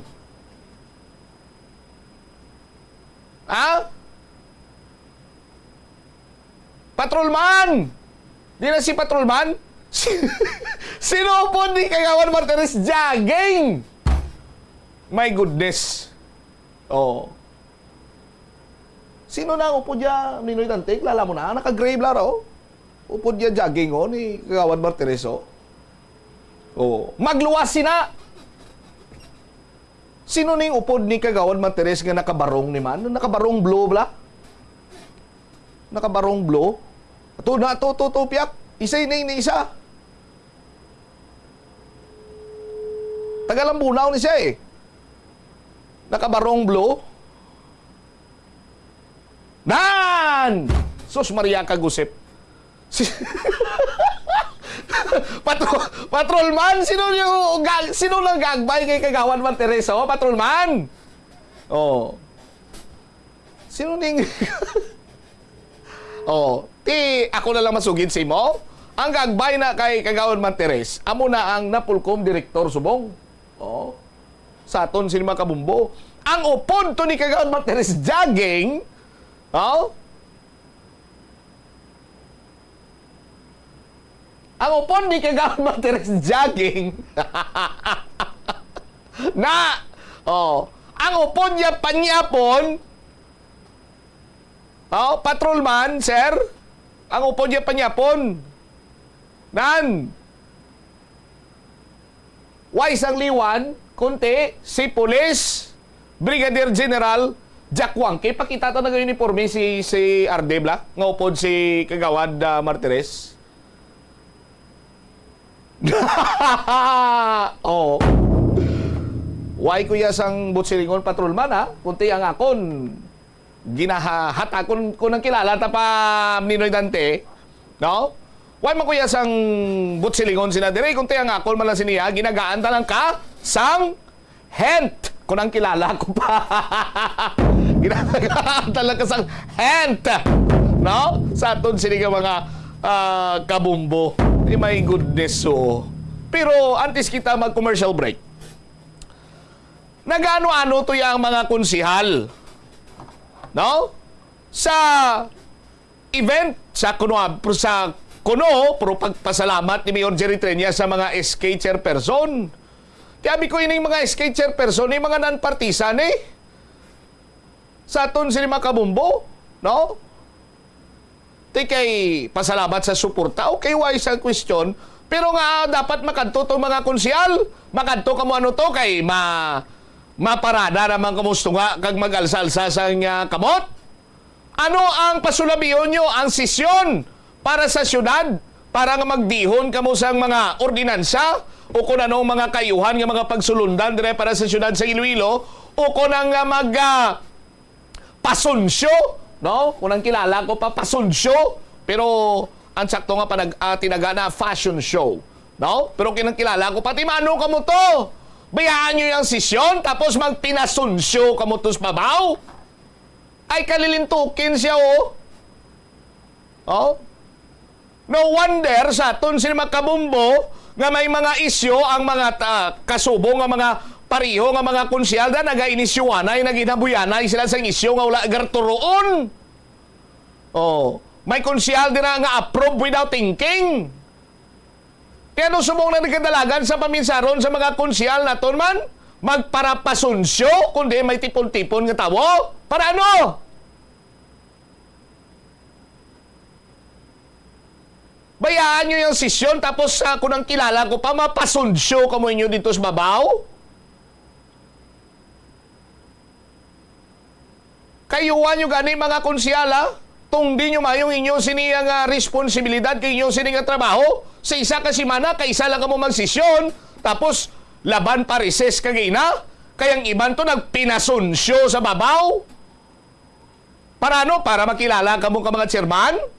Naturalmente nga hindi ka mo makilalaan, kay hindi man batiyo ninyo siningangalan, kay why magkamo sa inubrahan, kag why ka mo nagaturoon. Pasunsyo. 23 minutos, nakaligad sa tak ng alauna. Balik na to na banwa, dugang pagin-sini nga mga balita, kaga impormasyon. Diri sa bumuanay sa uto. Istoryahan naton diri banwa, dugang pagin-sini nga mga balita, kaga impormasyon diri sa aton sini nga pagpangalagad. No? Istoryahan ta ang dugang sini nga mga balita kag impormasyon. Ini may kantanan sa senior citizen nga nagpangayo sang medical certificate. Ginpabalik-balik kag ginpasa-pasa sang doktor. No? Nga hindi siya kwalipikado, may diferensya no plastada. Tikyang salaya malang kay ini siya ang natumod nga kontra partido, ari pagidang kabwisitan sang syudado. Nantawan yung lang nagaglinabo sa pamulitika nyo. Anyway, istoryanta ni pagbalik sa Bumuanay Soto matapos sa pila ka-importante nga mga pahibalo. The Farmers Bazaar, your traditional public market with the touch of Plazuela Dos, ang isa ka lugar nga gintukod sa tion kag sa kasagsagan sa COVID-19 pandemic nga may tinutuyo nga maghatag sa imo sang safe marketing experience. Subong nga ang COVID-19 hindi na gid man dako nga pamahog kag nagapakadto na kita sa next normal. Rest assured nga ang Farmers Bazaar will further evolve agud nga magpadayon sa paghatag sa inyo sing satisfying marketing experience. The Farmers Bazaar sa lower level tara na pahamtang ang fish, poultry kag meat section para naman sa inyo mga kinahanglanon nga prutas, utang kag iban pa, magbisita sa upper level pinaagi sa paggamit sa hagdanan ukon sa pagkadto direkta sa parking lot. The Farmers Bazaar, your traditional public market with the touch of Plazuela Dos. Plazuela de Iloilo Billboard of Activities for June 16 to 22, 2024. It's another weekend of great musical entertainment sa Plazuela de Iloilo. Kaupod si Mr. Totong Villarus kagang iyang banda sa concert at the Plaza. Manginiinyo, umpisa alas 6 sa gabi sa Hunyo 22, Sabado. Sa tion sa musical show na pulo ka mga matahom nga Plazuela de Iloilo Special Edition Mags kag madamo mga iban ang igaparafol sa mga suki sang Plazuela de Iloilo.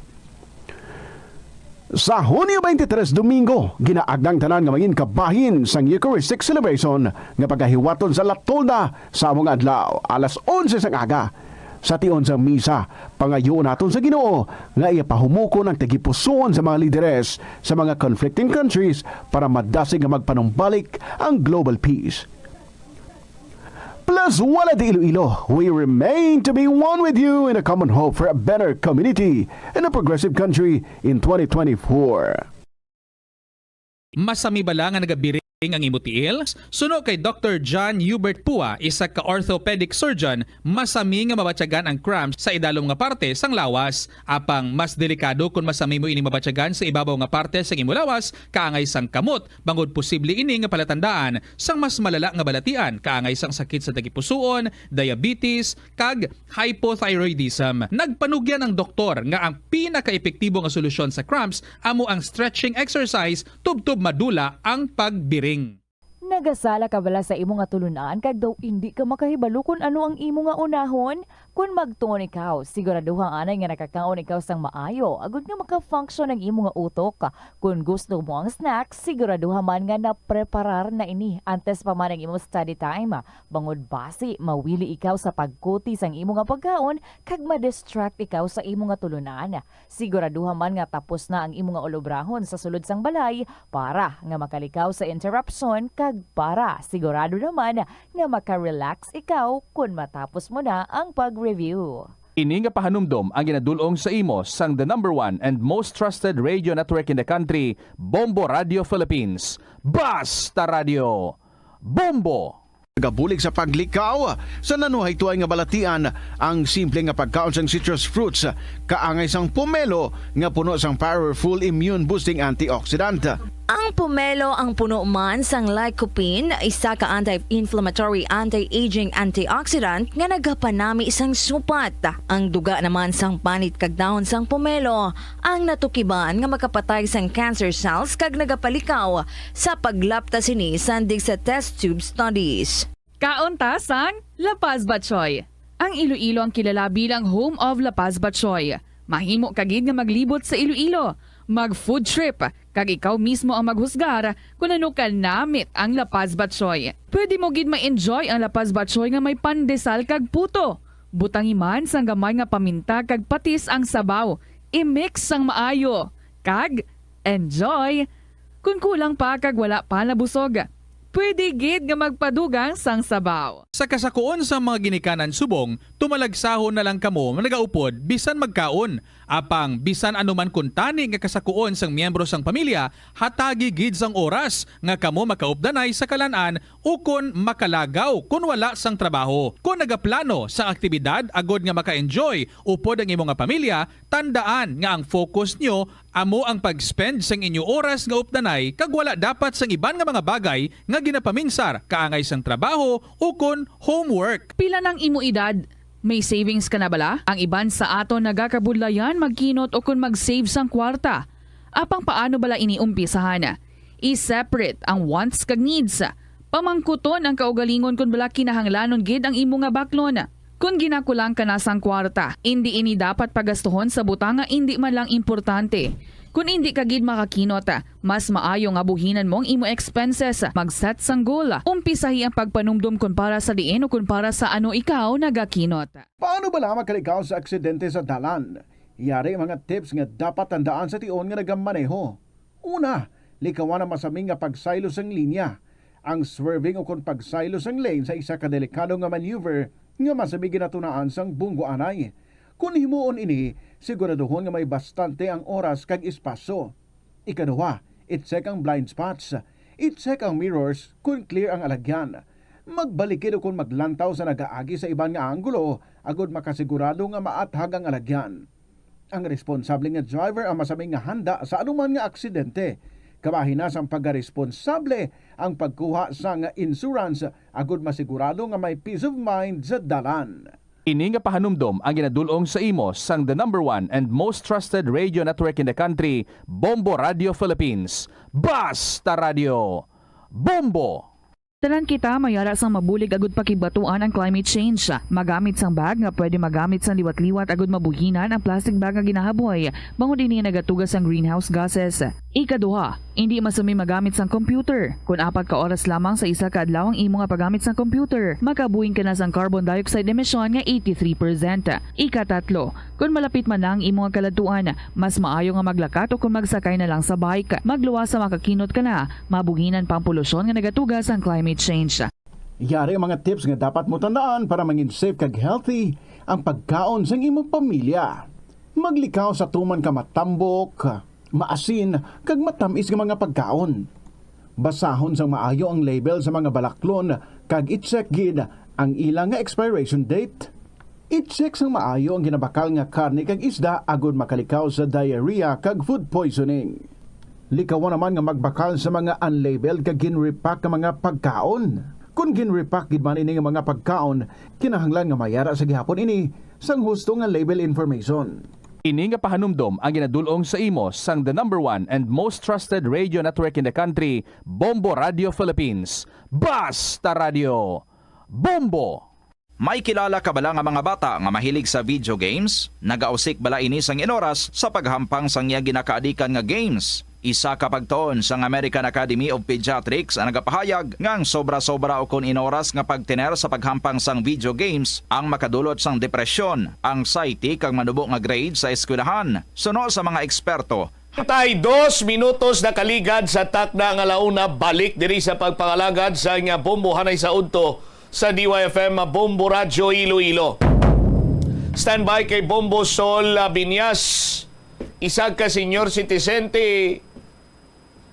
nagpalabot sa niya sining concern kay kasubong kuno nga ginapabalik-balik kag ginapasapasa siya sa siya nagapangayo sa nga medical certificate bulong may kantanan sa balatian sa nga iya siniya nga bata sa aton sini makabumbuti ining balatian kinahanglan gid niya sang makumpleto mo gid ang makumpleto mo gid ang medication sinini mo hindi mo ni pwede ang langat-langatan lang sa aton sini nga mga kabumbo, no? Una sini nga pagpayag sang natungdan nga daw gapamulitika kuno kay natumod nga kontrapartido siya. But later on, duway naman kuno sang pamulitika ano ginman balatsay. Pero kung ano kag ano pa man dira iya, ininsindihan ka namon. Hilabi na gid ako. No? Sa aton sini nga mga kabombo. Pero mas kuntani, no? Paunahan ko na nga mas maintindihan man sang mga tao sa gobyerno nga kung anong serbisyo dira, waay sang may ginapili. Ang dapat nga serbisyuan, hindi kay pagpilion, bangod sa iya sini nga political affiliation. Check ta ang balita ni Bombo Sol Binya. Sol, sa report, please come in. Nagpalambot diri Bombo Cham sa aton nga talatapan sang reklamo ang isa ka senior citizen kaangot iya sa pagpasalig o kung sa do pagpasalig sa iya kag pagpasa-pasa sa iya sang sining mga staff diri sa Molo Health Center sang ginahingyo ni man lang kuntani nga ining medical certificate nga mahimo tani magamit niya no sa pagpangayo abi sang bulig sa iban man kaangot sa ginasuperer nga sakit sang iya bata kag at the same time sa iya man diri Bombo Cham. Ang gin-interview naton amo si Mrs. Susan Isler, 64 ang pang-edaron, nagapuyo ini siya sa may North Baluarte Molo Zone 4. May 4 ka bata kag isa diri ang 46 anyos nga lalaki nga nagasuperer sang tuberculosis. Sang na-interview naton siya sang Ginabombo Cham, iya ginpahayag nga nag-root ining iya ginareklamo gid bangod sang mga estimatedly duwa na gali ka bulan no. Ang sa diin nagpadulong ini sila diri sa may Molo Health Center upod ang iya sini nga bata sa diin nagpa-check up sila kag nagapangayo sang med certificate pero ang ginobra sa ila sini Bombo Cham ginhatagan lang sila sang referral nga makadto sa may tuberculosis center diri sa may bahin sang sa may Delgado balang area dira na daang tuberculosis center nga gin-refer sa ila kag didto nagkadto man no si Mrs. Isler kaupod ang ining bata niya nga si Manuel Isler pero lately lang kay nangayo pag ini siya sang medical certificate kay sa iya pagtan-aw do hindi maka suffice abi ang ining pagbalik-balik nila sa may tuberculosis center since hindi man gani so presyente ang paggawi nila di bala Bombo Cham nga ti papliti-pliti kag at the same time may mga pila pagid ka mga expenses nga kinahanglanon ini sila so sang time nga to na ngayo si Mrs. Isler sang medical certificate diri sa may Molo Health Center pero do kaangay nga ginatug-an-tuganan lang kuno ini siya Bombo Cham nga ti kun kis aga sakit kuno ang ulo sang doktor o kung ginahambalan siya nga mabalik lang sa pagkabuwas ang aga pero wala man kuno nagakatuman o kung nagakatabo nga ginatagaan sila sang medical health certificate. So sangga po nagpadulong na ini si Mrs. Isler diri sa may Rizal Elementary School nagkadto ini siya sa iya nga magulang nga isa man sa mga nasunugan diri sa may Tanza Bonifacio kag ti naghingyo kay Congressman Jambaronda kag nagpresentar isang ila sini nga sitwasyon nga mangayo kuntani isang bulig financial man para makabakali isang pilabi ka mga kinahanglanon nga bulong sang iya nga bata and at the same time sa iya man. Pero isa sa mga gin-request diri o kung isa sa mga requirements na ginapangayo lang no sang staff ni Congressman Jambaronda ining una-una gid ang medical certificate tapos ikaduha ang mga reseta sang bulong kag ang ikatatlo amo ang mga photocopy abi sang mga papers nga nagapatunay iya nga may ginasuperer gid man no nga balatian ining iya nga bata. Pero sang time no ang after sang request nagbalik si Mrs. Isler diri sa may Molo Health Center kag gintug-anan siya nga mabalik na naman kuno sa Lunes Bombo Cham June 24, 2024. Pero sang nagkadto kita diri sa may Molo Health Center hambal nag-istorya kita diri sang doktor nga hindi man naka-assign gani sa pagpang-check o kung sang time nga nag-check up abi sa sining duwa ka mag-iloy suno sa iya nga wala siya kahibalo kung ano ang plastada diri pero may mga record sila nga gin-refer ini nila ining si Manuel Isler nga iya nga bata diri sa may tuberculosis center rason nga wala na lang kuno sila naghatag medical certificate kay suno diri Bombo Cham sa mga doktor nga o kung sa doktor no nga personal nato na istorya nga hambal niya nga wala usually sang mga time na to wala na sila kuno naghatag sang medical certificate kay kalabanan kuno sa mga nagapangayo sa ila sang time nga do nagapanghatag na lang sila bala nga do wala na sang may ginapangayo gid nga requirements do ginaobra nga modos ini isang pilaman ka mga pumuluyo diri sa molo para i-take advantage abi o kung mangayo bala sang financial assistance kag wala man ginadiretso abi sa mga kinahanglanon sini nila o kung gina-complain nila nga mga sakit diri Bombo Cham kag ti amo na no ang panghako sang doktor diri sang ginpamangkot naton o kung sang ginistorya naton nga pabalikon si Mrs. Isler sa Lunes o kun sa Martes, I mean sa Huwebes nga adlaw subong nga semana Bombocham kay ti wala gali kuno iya sa Lunes iya sa June 24 sang opisina o kun I mean ang time bala nga manghatag sang medical certificate kay usually ang ginaistorya lang sini ni Mrs. Isler ining mga staff, so do hindi man kabalo diri bala Bombocham kung san ugid o kung wala sila sang ibalo. Magamo na yung dalagan sing istorya yung mga staff da hindi kabalo. Ano pa yung pulos nga ginaswilduan na daslaman? Roger on that, Bombocham. Kag si Doc, ano man na klaseng baliban imudok man do hindi imo doktorya? Nga mambal ka nga wais ang patugsiling nga ginahatag ang medical certificate kag ginapangayo lang. Kag ginahatag lang bisan sino makapangayo da nga may ginhatagan ka nga way man sa may ginabatsyag. Ginobrobrahan mo lang para makapangayo financial assistance? Hindi na yan pwedeng palagpatan mo lang daya just for the sake nga may medical certificate kay makapangayo sa financial assistance. Amo na daguro ang ginahimo sa Mulo District Health Center. Nga nakambal bisidok nga musna. Ginago klase pang rasona. Ang punto sinadiraya Bombosol is that kung may tao dira nga nagakadto, nagakomplain nga may malain sila nga ginabatsyag, ti siyempre, check upon sang doktor kaya mo na ila trabaho mo. Pag check up, mambalabi karon ang doktor nga ang imo sini nga balatian, amo niyo, amo ning bulong imo sini baklon. Ti kun wais ang ikasarang, hindi taman gid sa ulado kung ano na dang proseso, but ang punto sinatira kung hindi makasarang kag para nga matagal sa financial assistance obrahan sa medical certificate o ang ginatawag nila yang may ara pa na sang abstract, amo na mga dokumento para iyang kinanglan nga makapangayo ka sang financial assistance.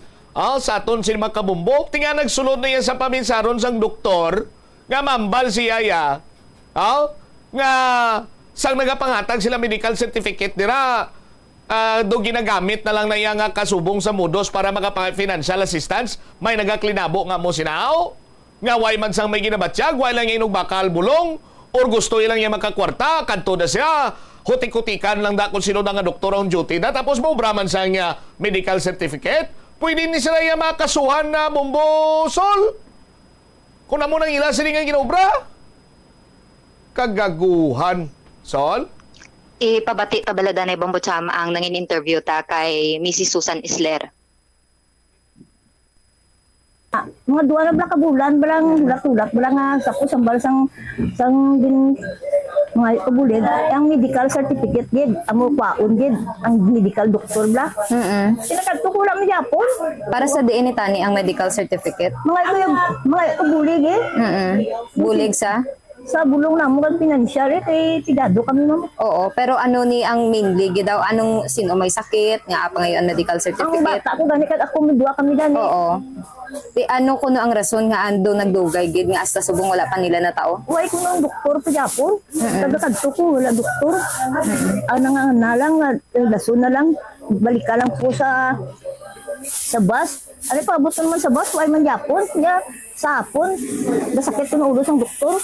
Mayo ka na bilang rasul lang nga pinanggano mo yung bulig ang pagkaon sang bata mo kung tagaan ka din ng bulig sang nagabulig sakon kung sino pangayuan ko yung bulig mapakaon kung bata ko isakto para mag-ayo gabiyahe mo lang sa sikad mo aray yung sikad dyan isambay.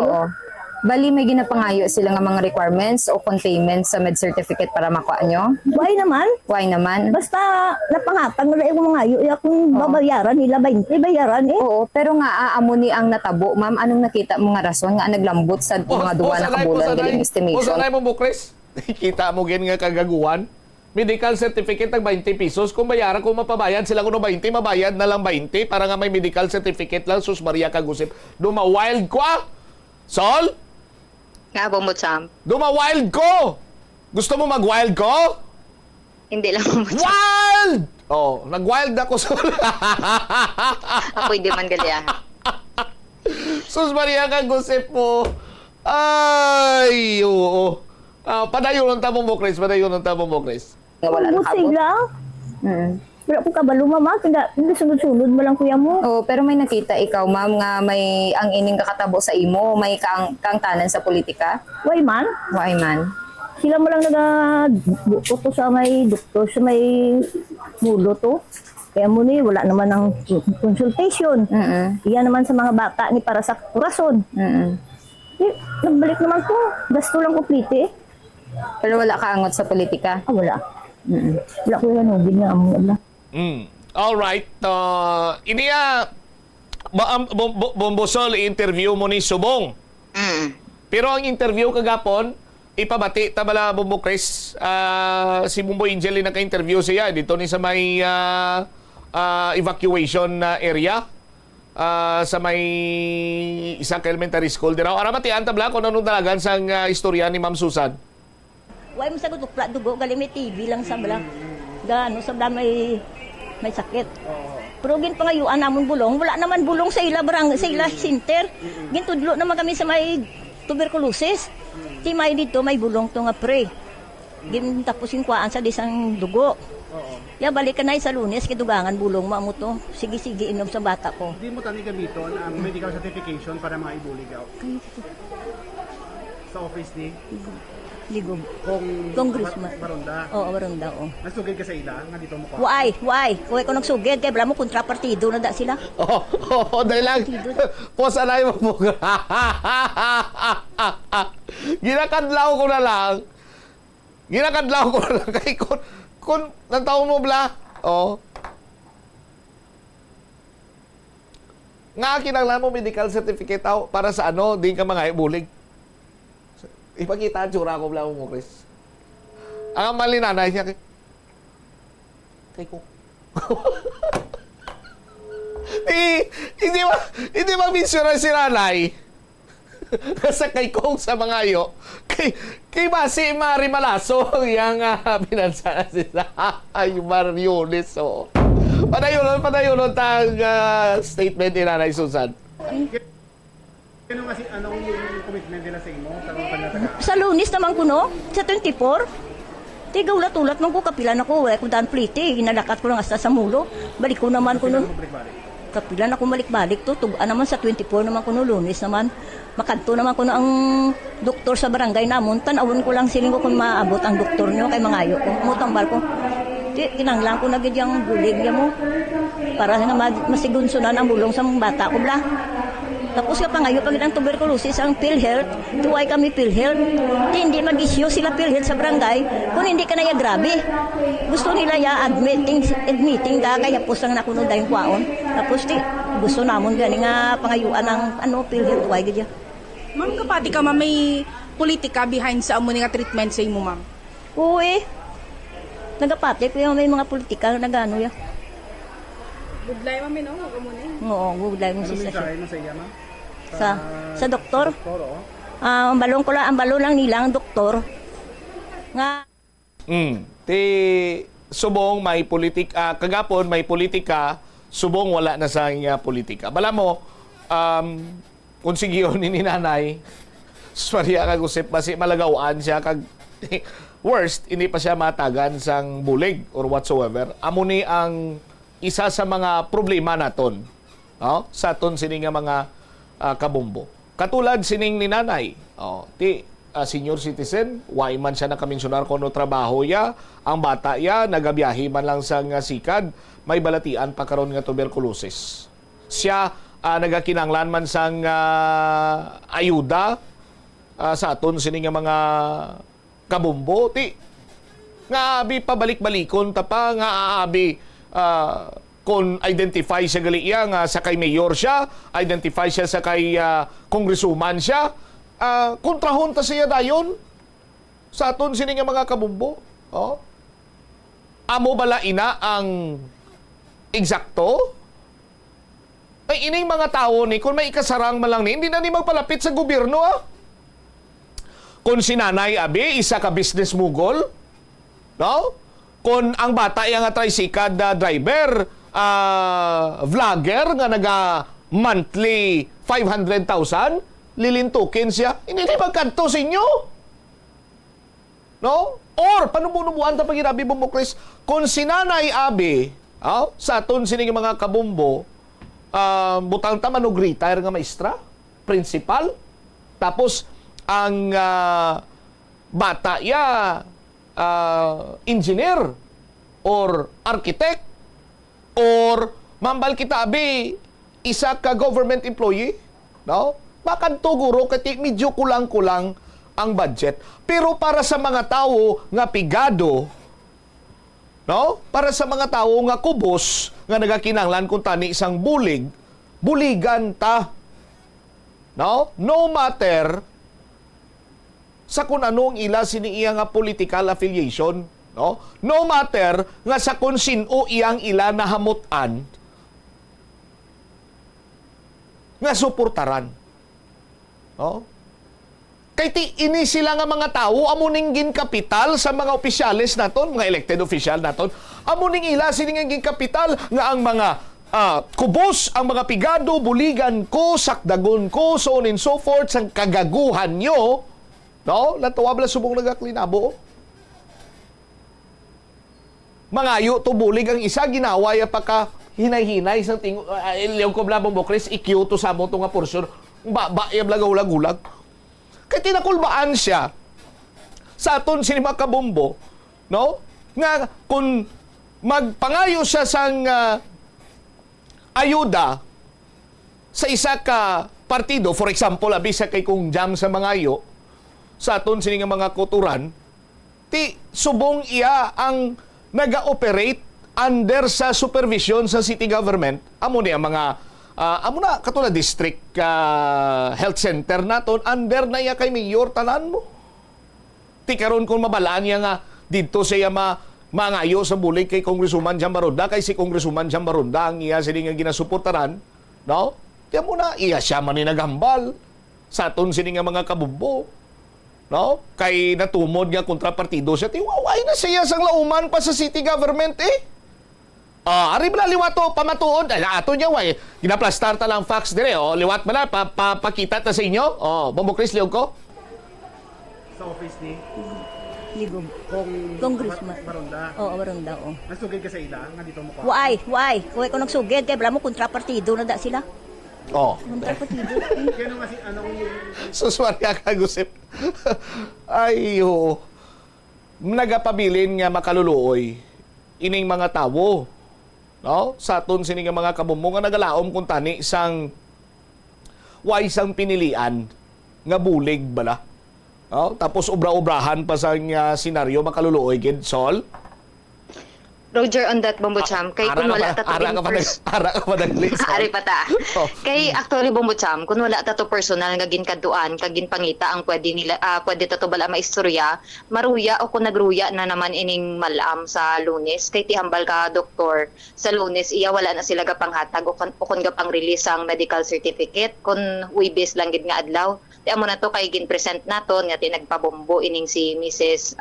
Susan. Gilayon man nga do nagambal si Dokti, pabalikan na lang gi sa Huwebes kay tagaan ko sang medical certificate. Wala man sang maging pangayo nga requirements. All right, sige. Salamat kay boss sa taga na ni sinanay sa medical certificate, no? Okay, sige, thank you very much. Sol, salamat man. Ini si Bombo Marisol Binyas para sa the number 1 and most trusted radio network in the country, ang Bombo Radio Philippines. Basta radyo, Bombo. Salamat gid na Bombo Marisol Binyas sa imo sini nga follow-up report.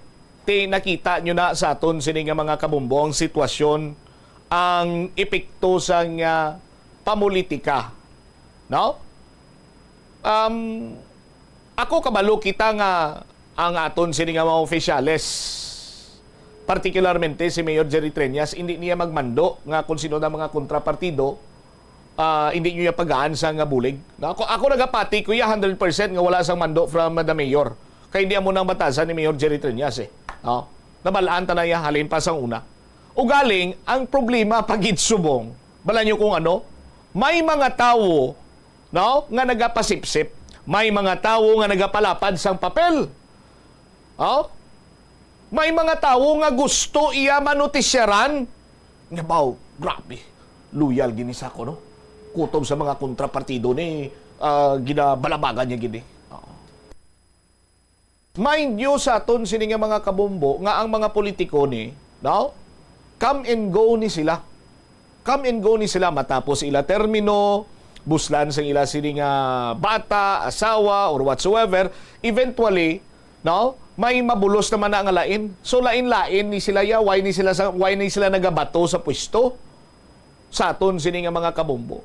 Ang punto ko sinadira is that nga kung nagatrabaho ka sa gobyerno, ano ba lang hambal ni anhing former President Noy Aquino? Ang boss mo yang pumuluyo. Sa aton sini nga mga tagpalamati. Ang imo sinisig kapariyo nga pigado. Why naman nasang dalaganan sini nga iban? Kay pinasalig man na sa mga politiko naton nga kung may problema kamo, kung kinanglan nyo bulig, kanto lang amo sa amo sini, amo santo. Tidira sila nagadalagan. Mangayo sang bulig. Kaysa nasiling ko na, soliton ko, kung makasarang malang ini sila, hindi na ni sila magdangop sa gobyerno. Galing kay tipigado gid arang sitwasyon sang bata to ni nanay, nagaluko, nagakinahanglan sang bulong. Ti karon bangod iya sa pamulitika, hindi ta saya pag-akomodaron, pabalik-balikon ta siya kay kontrapartido. Ti anong matabo ni bisumong niyo sa tawo ni? Nga may balatian? Aber? Kung sa inyo abi matabo ini. Kung sa inyo abi matabo ini. Kung ara bi ini napagkit sa inyo sini nga mga palad nga ang kapalaran nyo amo sini.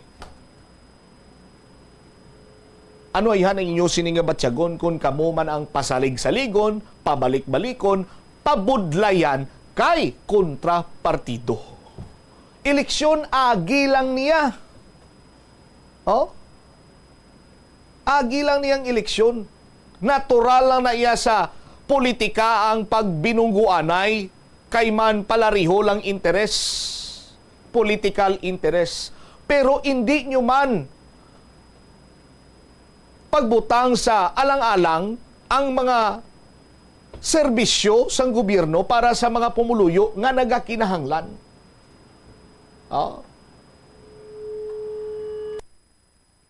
Ti lantawa bala banwa sa aton sini makuturan. Kung magpadayon, ini ano na lang ang mangin resulta sini? Kay bangod nga kontrapartido gali, suno sa iya sini nga Iloy, hindi na sa iya pagbuligan. Bangod kay kontrapartido gali, ginhublasan na sa iya sang iya sini nga kinamatarong, nga maka-avail sang libre nga bulong, nga iya man sang gobyerno, hindi man kay konsino dira iya nagapanag-iya nga Herodes nga politiko. Iya sang gobyerno. Trabahante ikaw sang gobyerno.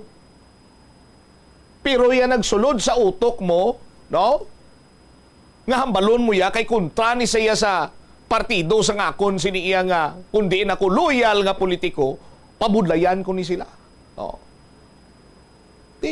Ang tawa bala? Sa aton sini makuturan. Ti mag-amo sini banwa, magpadayon pa ini, bala nyo kung sa diin ni nagabalik? Nagabalik ni sa mga opisyalis na to. No? Nagabumirang ni sa ila niya mabalik. Kaya ang dalaga ni sang istorya, kung kontrapartido kada, hindi kadaya katilaw bulig. Ting iban kung tani na yabanwa, sa aton sini nga mga kabombo, no? Ngang ila man lang sila iya nga purpose sa pagdangop is desperate na sila mo. Why naging sila lisuan? Kadto kato sa piyakti. Hindi ka man pag sa pakon kay ginakuno-kunor na bansagan iya nga kontrapartido ka. Ti kadto ka na lang to sa piyak nga kampo kag dito ka na lang magpaalungay. Ngang imo man lang sinitani iya nga intensyon nga makapangayo ikaw sang bulig. Financial assistance, medical assistance, or whatsoever. Pero bangod nga nalamuran sang pamulitika,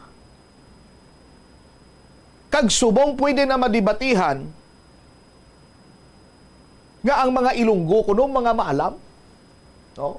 Yes, mga maalam ang Ilonggo, pero mas damo pagid gali Ilonggo nga mga maalam nga nagatrabaho sa gobyerno nga kurto ang utok. Kay ila mas ginpili nga magpangibabaw or matabunan ang malapad kung tani sininilay nga paminsaron ginkapula na sang niya ata sang politika. Sa aton sini makabumbo. Ti masakit pinsaron, hilabi pa kung ikaw ang ginikanan.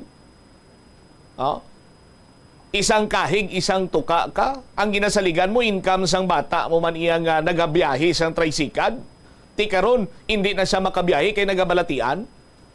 Karon mangayo ka sang bulig sa mga opisyalis naton diri sa syudad. Agi ka sa mga tinawo nila, ipasapasa ka na lang. Gimpasapasa ka kay natukiban nga kontrapartido ka. Okay, nantawa bala.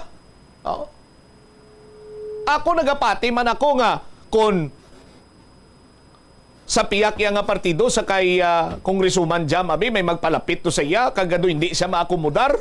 May mga tao man nga nagalain ang buot kag mahambal man na umandam lang kamo ha. Didto kuya sa piyak mangayo sang bulig. Pero kung lang tao naton, in fairness sa mga opisyalis naton sinibanwa, wala na sila yan nagamando. Wala na sila yan nagahatag sang directions, direktiba, nga, ikaw, city health officer, ikaw, amo siya mo sadto, kung may magkanto, dira sa imo nga mga ibulig kay kontrapartido, hindi mo pag-aana. Ugaling kay ti sa nasiling ko na bala, may mga tao, hindi lang kung kay isa, pirmi ini, hilabi pa kung lapit na lang ang eleksyon, nga do kasubong balaya nga nagapaalin, do kasubong balaya nga gusto nga mangin outstanding, gusto ya balaya ma-recognize ang iya sini nga loyalty, pinaagi sa pagpangipit sa iya sinisig kapariyo. Nga ti, government employee siya gani, gaobra siya sa gobyerno. Sa aton sini nga mga kabumbo. Ti, ang serbisyuan niya da pumuluyo. Pero lang tawa bala. Ano ning ginahimo nila subok? Ti kabay pa nga tapna na ang kasubong siniiya nga nagaklinabo. Kag kung sino man yang nagapangayo sang bulig, nagapalapit, partikularmente sa mga health center sini naton, inang mga tao na mga pigado. Nagapalapit na sila kay kinahanglan nila sa bulig. Kay kung may mga kwarta, ina sila, kung may ikasarang, ina sila nga magbakal, nagapalanubra ila kwarta, hindi na sila magkanto sa health center. Hindi na sila magkanto sa mga public hospital naton. Kanto na sila, direkta na sila sa private na yon. Book sila flight, kanto sila to sa St. Luke's, di ba Tita Reds? Or sa kundi hindi nga mga malahalon sini nga mga private hospital. Pero tikon tricycle driver, isang kahig, isang tuka, remedyo general, kamahal subong sa mga bulong, mga antibiotic gani. Kag kon istoryahan naton tuberculosis, ang iya sini nga treatment, ang medication sini nagakadapat kumplituhon mo ang 6 months. Hindi niya nga mainom ka subong, buwas, hindi lang kay hasta lang niya subong akon bulong. Pwede pa man guro nga sa sunod lang ko simana, hindi pwede amo sina. Sa aton sini nga mga kabumbo. So kung ang mentalidad iya sa mga tao nga yara nagaobra, nagatrabaho connected sa city government, iyaya sang kurto utok, ti palihog ako Mayor Jerry Trenia, sir, pang disiplinaha tao mo kay kung magpadayon ini, magabumirang ini sa imo, hindi lang sa imo, kunti pati na sa kay Inday Raisa Triñas. Sa aton sini nga mga kabumbo, kanugo na nakaroon sa mga Rice Iloilo, try baho, ano pa yun ang mga programa,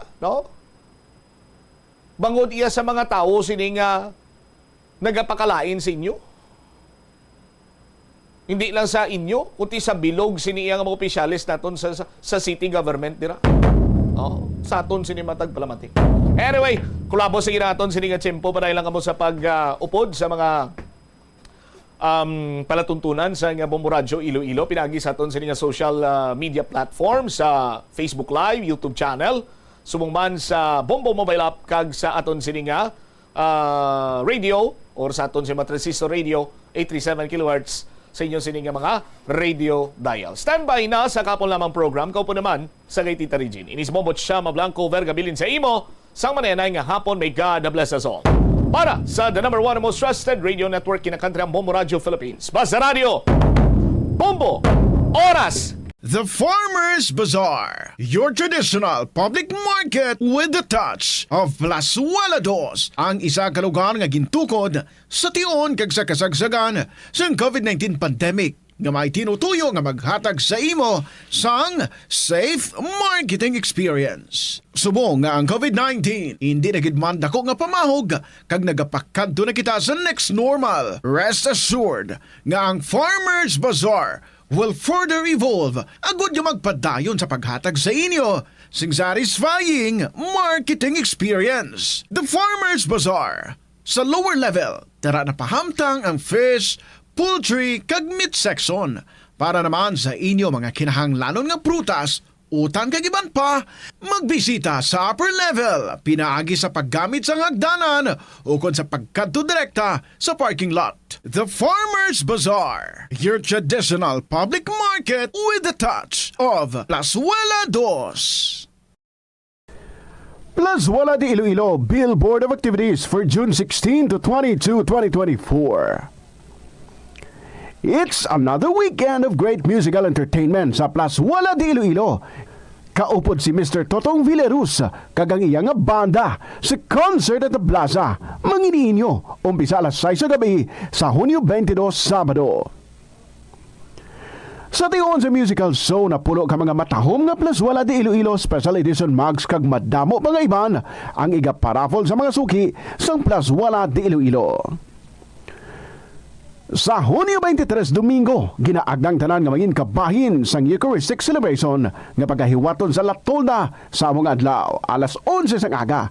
Sa tion sa misa, pangayoon naton sa Ginoo nga ipahumuko ng tagipusoon sa mga lideres sa mga conflicting countries para madasig nga magpanumbalik ang global peace. Plazuela de Iloilo, we remain to be one with you in a common hope for a better community and a progressive country in 2024. Atensyon sa mga mahilig magamit sang aircon. Nagpaandam ang medical expert batok sa mga balatian nga mahimo makuha gikan sa sobra-sobra nga paggamit sini. Sino ka Dr. Maria Encarnita Limpin, isa ka experienced healthcare specialist, mas maayo nga checkyaron nga malimpyo ang hangin nga nagikan sa aircon, bangod kun mahigko, mahimo ini nga magtugas sang impeksyon kag mga balatian kaangay sang pulmonya. Gani hagan-hagan na lang ina bangod bisan makabulig ini sa imo sa maginot nga tiyempo, may risgo man ini sa imo nga ikaayong lawas. Nga ginadubilian ang illegal nga droga. Makamamatay. Ang nagagamit sang shabu posible mapatay tungod sa cardiac arrest o kung hindi gani tungod sa drug overdose. Makaguba sang lawas. Makadulot ini sang pagkaguba sang kidney o kung pag-angkon sang hepatitis, posible man nga malatnan sang acquired immune deficiency syndrome o kung AIDS. Maglikaw sa illegal nga droga para sa matawhay kag malinong nga komunidad kag pamilya.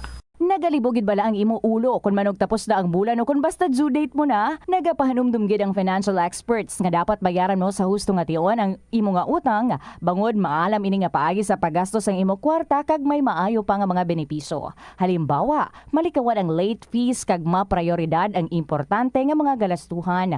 Dumdumaman nga ang on-time payment history ang makatibong man o kung makapamaayo gid sa imo nga credit score kag mapa-improve ang interest rates. Ini nga pahanumdom ang ginadulong sa imo sang the number one and most trusted radio network in the country, Bombo Radio Philippines. Basta Radio Bombo! Ano bala ang dapat tandaan sa tion nga magbiyahe agod mangin hassle-free ang bakasyon? Yari ang pila ka mga tips. Una, I-check ang health kag travel alert sa napili nga mga lugar. Ikaduwa, magpili isang safe nga accommodation. Mag-research ka magbasa sa mga reviews sa napili nga lugar antes mag-book. Ikatatlo, siguraduhon nga may nagagana nga mobile phone. Ang tanan nga mga upod agud mangin mahapos ang komunikasyon sa tion nga madula o kung kinahanglan nga magbulagay sa dalan. Be prepared in case of emergencies. Siguraduhon nga may backup nga emergency plan nga may medical reimbursement sa tion nga may maospital bangod sa aksidente. Ini nga pahanumdom ang ginadulong sa imo sang the #1 and most trusted radio network in the country, Bombo Radio Philippines. Basta Radio Bombo!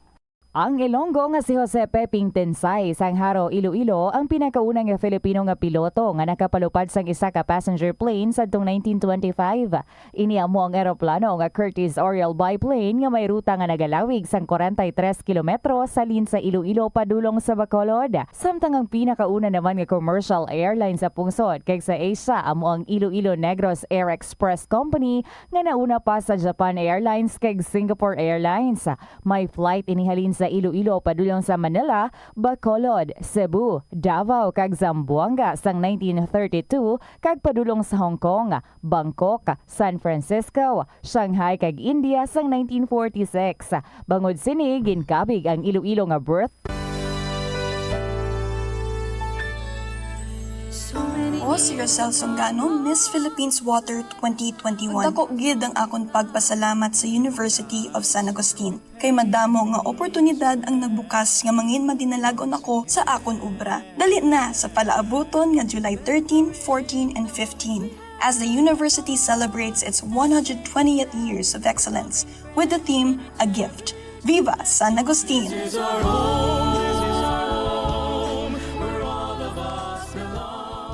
Yari ang mga simple nga pagi agon makakinot sang tubig.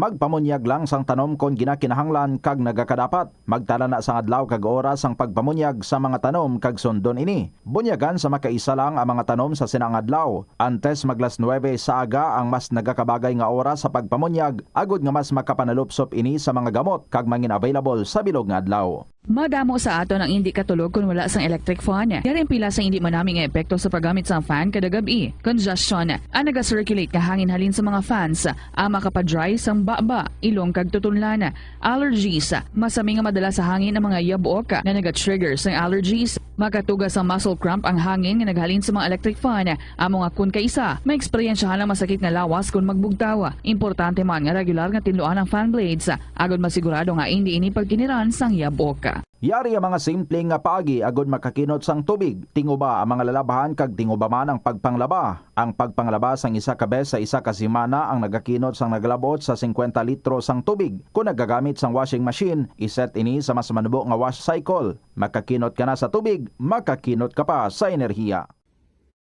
Ang kalibutan ginakabugusan sang 71% sang tubig o kun kadagatan. Kag ang kadagatan nagabulig sa pagtugas ng tubig nga aton mainom kag hangin nga aton ginahaklo.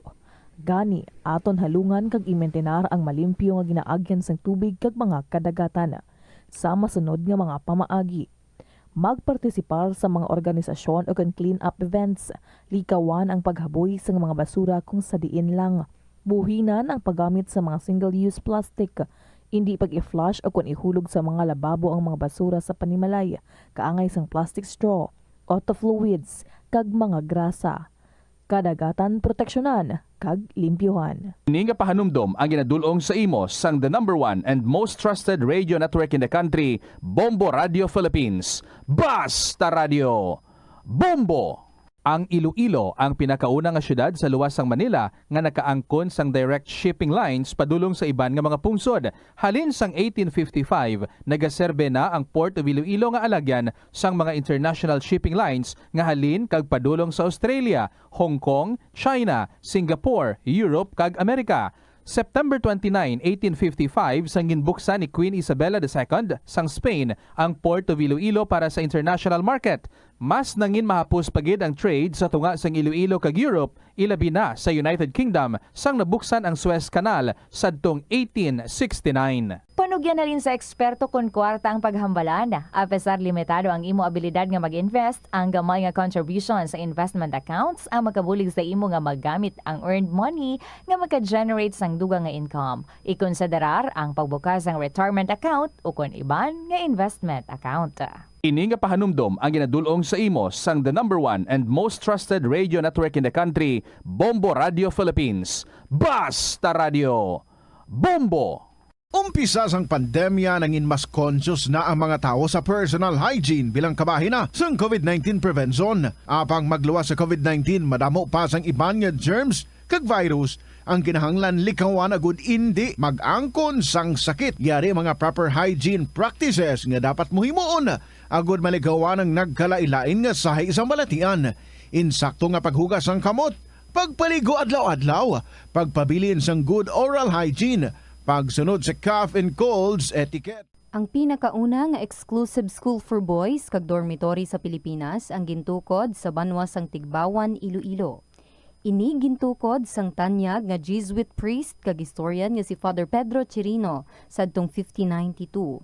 Ginapahayag nga binulan pa lamang nga nakaabot si Chirino sa Tigbawan, natun-an na sini ang lokal nga lingwahe nga Haraya nga amo ang ginapatihan, ginhalinan sang Kinaraya.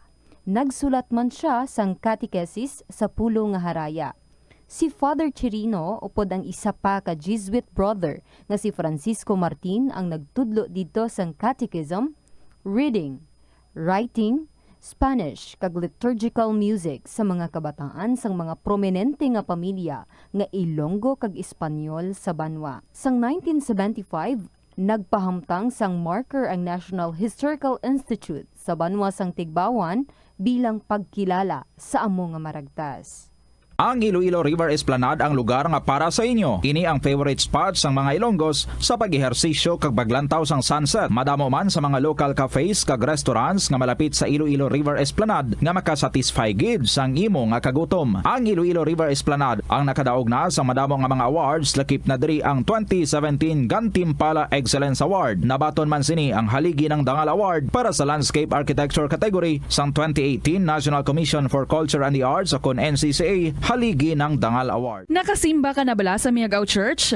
Ini ang kilalaman sa tawag nga Church of St. Thomas of Villanova. Ang construction sa nasambit nga simbahan ang nakumpleto sa tuig 1797. Sa subong, ang Miagao Church ang isa sa mga tourist spots sa Iloilo. Popular ang Miagao Church sa detalyado kag artistic sculptures sini nga nagapakita sang Spanish, Muslim kag Chinese traditions. Ang Miagao Church ang gindeklara bilang UNESCO World Heritage Site sang Desyembre 11, 1993. Kabombo! Subong nga naghalog na ang restrictions, madamo na nga mga physical activities ang ginabalik, ilabi na mga sports events. Apang maghalong lang ha, bangot. Ito ang Bombo Radio Philippines. Fully digitalized. Numero 1 sa balita, komentaryo, drama at serbisyo publiko. Bombo Radio Philippines. Bombo Radio Philippines. Ang inyong #1 at most trusted radio network in the country. Basta Radio Bombo! Maayong hapon sa inyo tanan mga kabombo. Time to cool down, time to relax. This is Tita Regine. Welcome sa Kahapon Lamang program. On a beautiful Wednesday, the 19th of June, 2024. Balikay na naman kita and time na para nga mag-enjoy sa mga istorya nga gin-share diri sa Kahapon Lamang program. May isa kita kahapon na sugudan pero wala ta natapos. Of course, una gid naton nga basahon ni na for today para nga matapos na nato ng istorya ni Nong Muning sa 4th District. And sa inyo man yung mga istorya dira, siling ko over the weekend, over the long weekend, basi kung may gindagawan ka mo, nag-get away ka mo, kung may mga nice experiences ka mo nga na-encounter, pwedeng paligid ha, nga ma-share diri sa Kahapon Lamang program. Kag basi ready na, sige, check ko. Paki-email, kung wala nyo pa na email sa bombo_iloilo@bomboradio.info or kung ginsulat ninyo, Ipadala nyo lang sa kahapon lamang program DYFM, Bombo Radio, Iloilo, Sky City Tower, Mapa Street, Iloilo City. This is Tita Regine. Welcome sa kahapon lamang program. Ari na ato nga song para sa inyo from Dante Dariong, Kabuhi, Sang Kabuhi Ko. Mayong hapon.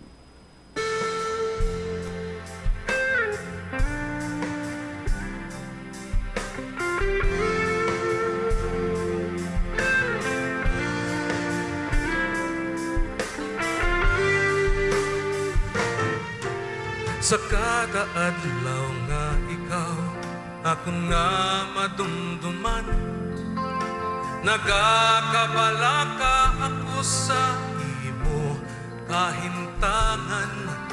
Kung sa diin ka man subong akong gid nga mabatiyagan, ikaw sa gihapon ng ginahuptan sang akong nga dugta.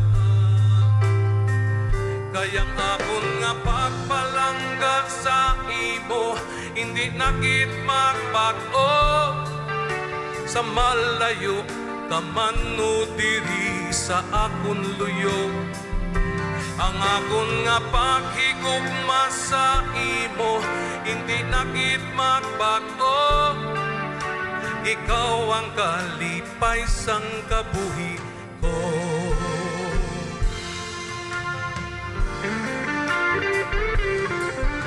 Kung sa diin kita talon sang aton kapalaran, kung ano man ang aton nga madangatan, himpit nga pangako nga hindi gid pagtalikdan, nga mangin kaupot ka sa mga pagtilaw sang kalibutan.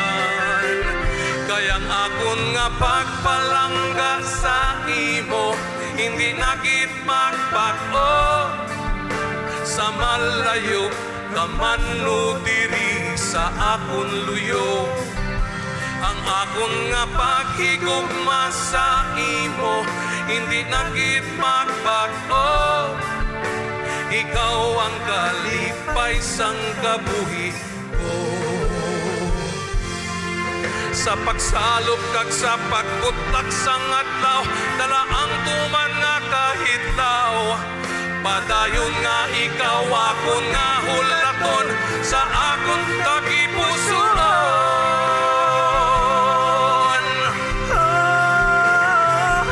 Kaya akon nga pagpalangga sa imo, hindi nakit magbago. Sa malayo ka man no diri sa akon luyo, ang akon nga paghigugma sa imo, hindi nakit magbago. Ikaw ang kalipay sang kabuhi, ang kalipay nga putli, ang kabuhi sang kabuhi ko. Kabuhi ko, kabuhi sang kabuhi ko, kabuhi sang kabuhi ko.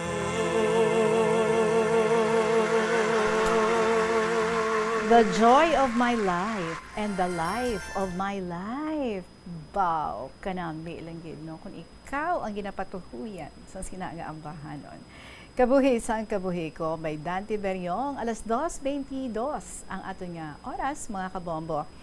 Sige, yesterday, nag-start kita basa sa sulat ni Nong Muning, and he was talking about all the mga matag-as nga mga bukid nga iyang ginsakaan. Though he's making it as a challenge sa iyang kaugalingon that in his age, 82, 80, makaya niya pa nga magsaka sa sininga mga bukid. So, kakadto siya sa dito sa Baguio, sa Lourdes, nga pila katapak man to, no? Ang steps sang baka bago ka makaabot sa grotto o na naman. And also sa iban pagig mga tourist spots nga mga matag-as, no? Mga bukid like Blaan Bukid, nakakadto naman siya. Tapos ang shrine dito sa Lourdes, dito sa Baguio, And then, Chocolate Hills kuno, nakakadto naman siya. Tapos, diri sa Iloilo, sa Leon, do amo ni ang pinaka-latest. Kag diri kita nga nag-stop sa pagbasa naton sa iya because nga naubusan na kita sang oras kahapon. So, ginsaka iya, upod ang iya nga family, upod ang iya nga kabataan, kag ang mga apo, ang bukid sang Bukari, sang Leon. Kag diri naton supunan ang iya nga istorya. Tita Regine, sining karon lang, bulan sang Marso. Gawa kami kasalakyan, upod ko ang anak ko kag mga apo. Mataas ang sakaan sa mga salakyan pabukid. Madamo ang mga salakyan kay Biyernes Santo gid sadto. Kag sang pag-abot namon didto sa tiilan sa nasambit nga bukid. Linibo na ang mga tawo. Nagpamahaw anay kami bago ang pagsaka sa ibabaw sang bukid sang Bukari. Tama gid kalayo ang ginparkingan sang among nga salakyan. Kag sang tapos na namon sang kaon, naghinagaray na kami nga magsaka didto sa ibabaw. Kung latawon mo diri sa idalom, paliko-liko gid ang hagdan, ngang imo nga kalaptan, lunsay lang mga kawayan. Sa pagpadayon ko, so mga 20 kami tanan nga masaka, wala kami sa mga bata nga dala. Pagsampot gid namon sa tiilan sang among nga hagdan, ginbanggaan ako sang duha ka mga babayi nga nagabantay. Siling nila, hindi ako pwede magsaka didto. Kay basi ko no kung ano ang matabo sa akon didto. Pero wala gid ako magsabat, lang ko'y hinay-hinay nga nagsaka pa ibabaw. Siling ko sa akon nga kaugalingon, hindi gid ako sinipagpabayaan sang Holy Spirit sa amo nga kahintangan. So wala na liwat magsaway ang mga nagabantay kay nakita nila nga madamo man kami. Pero hindi man kami nagadiretso kay tagsa ka estasyon nagapangadi man kami. Ang mga tao dito halos gutok kay makitid gid lang ang alagyan pasaka panaong. Kagang amo nga alagyan, Tita Regine, paliko-liko. May ara ka maagyan nga ginakuyaban sa kahapo, no? May mga ara nga mga tawo nga amo na. Pero ako tana, nagabatsyag man sang kahapo. Ginahapo ganing mga pamatanon. Ako pa nga malam na. Pero Tita Reg, malaka pa ang nagatawag sa akon nga malam ang kalabanan, tatay. Kundi gani, manong, ambot gani, ah? Siguro sa sitwasyon ko, nga bisan 82 years old na ako, nga mapagsik pa ako sa gihapon. Isa gani ka bes, nagpadulog ako sang bus, tungod malapit na niya ako makita, ay kundi naglapaw ang salakyan, mga napulo kadupa, kag nagadalagan ako pasaka sa ibabaw. Pagpungko ko, siling isang konduktor sa bus, ano ka, senior? Ay about, Tita Regine? Siling ko sa konduktor, 22 anyos na. Sobra ko sa 60. Dayon siling sang konduktor, sorry lang, kay may ara tigulang at tulukon, pero bata pa. Alright. Ayaw gali, padayon ko ang amon nga pagsaka sa ibabaw sang bukid sang Bukari. So sa dalayon namon, nga pahuway-huway man, nalabot namon ang tuktok o kon putok-putokan sang nasambit nga bukid. Madamo kaayo ang mga tao, may nagapinakudak, may nagakinaon sa idalom sang pine trees nga mga matag-as kaayo. Damadumduman ko pa sa magkadto ako sa Baguio. Mabugnaw ang hangin didto. Kag malantawan mo pa ang kaingod nga kabanwahanan sang Leon. Kag matapos kami nga nagpa-picture, nagpadayon kami sa ika-13 kag ika-14 nga estasyon. Pero nagpabilin ako sa 13th station.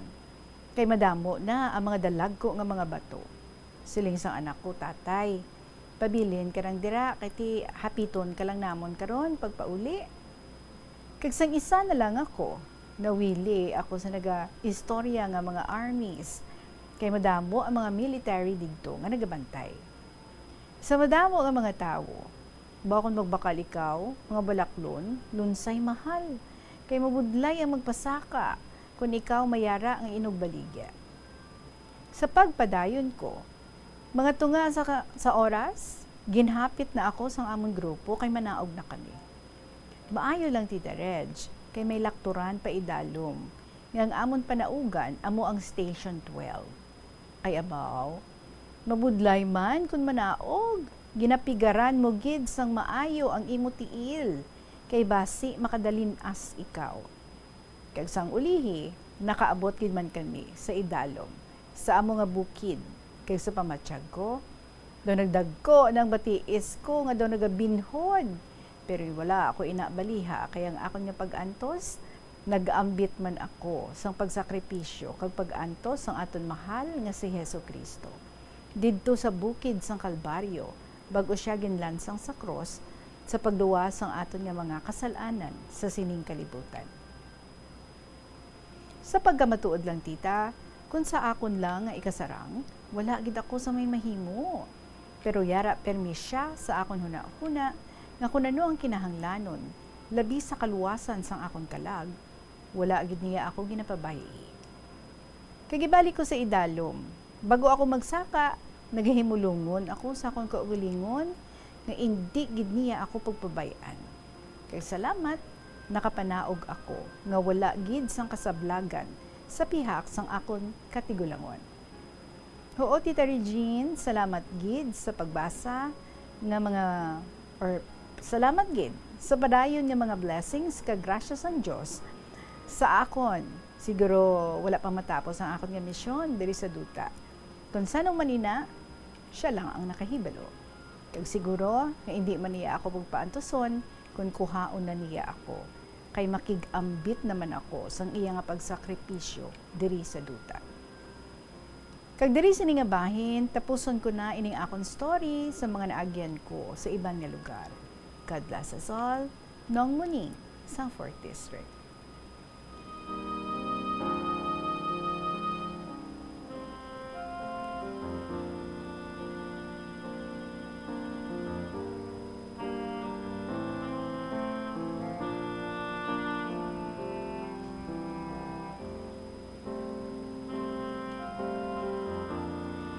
So, Nong Muning, check na gali, no? Sa bucket list mo na Bukhari Leon. Check. Success! Kadami lang, no? Sa edad mo yung 80, may mga travel goals ka pa. May mga ara kaya listahan sa imo nga. May mga ara ka, no? Nga luyag nga himuon, luyag nga matabo, kag gina-challenge mo ang imo nga strength, ang imo nga edad. Kung sa bagay ang hambal sang kadamaan, age is just a number. Right? Damo-dami mga edad, mga groovy pa, di ba? Ang iba, naga-dancing-dancing pa. Ang iba, naga-running. Di ba? So, sa imo naman niya, gina-challenge mo ang self mo, nga sakaon mo ang mga matag-as nga mga bukid. So, what's next? Nong Muning? Yes, you are right. No, matahom, dira sa may Bukhari Leon. As a matter of fact, dira gani kalabanan, mga naga-photoshoot, mga manugpakasal, dira naga-prenup shoot. And yes, during Holy Week, kay may ara dira sila nga estasyon, no? Way of the Cross. Kagadamo sa mga nagadugok nga mga tao dira. Yes, up there, it's so cool. Kay, di ba, Little Baguio gani ang pagdawag dira sa may Bukhari. And I congratulate you. Ngati, recently lang gali, nasaka mo ina, nga isagid sa imo nga mga goals, sa imo nga kabuhi subong. Sige, interested kami, what's next, Nong Muning? Alright, kanami, no, kay andi lang gid physical, ang imo nga ginapabakod sa imo nga kaugalingon, but also spiritual. So, kanami gid nga combination. Salamat for sharing with us ang ina nga episode sa imo kabuhi Nong Muning sang 4th District. Alas 2:32 ang aton nga oras magapanubalik ang KLP, and up next is the story of Survival Daughter. Sa pagpanubalik sang kahapon lamang program, kaupod sa gihapon si Tita Regine.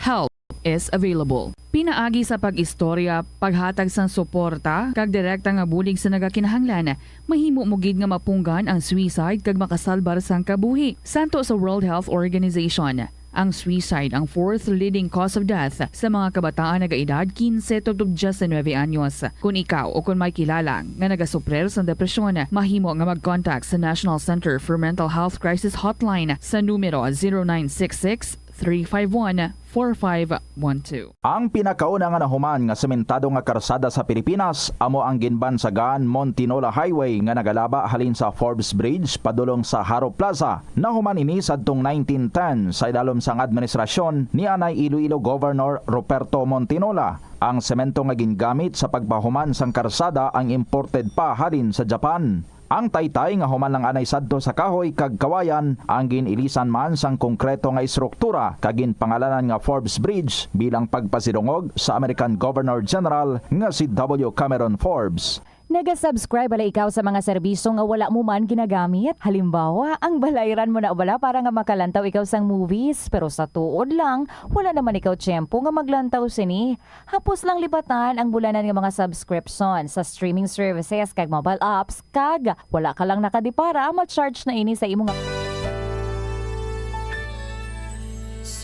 O si Rosel Songano, Miss Philippines Water 2021. Dako gid ang akon pagpasalamat sa University of San Agustin. Kay madamo nga oportunidad ang nagbukas nga mangin madinalagon ako sa akon obra. Dali na sa palaabuton nga July 13, 14, and 15. As the university celebrates its 120th years of excellence with the theme A Gift. Viva San Agustin!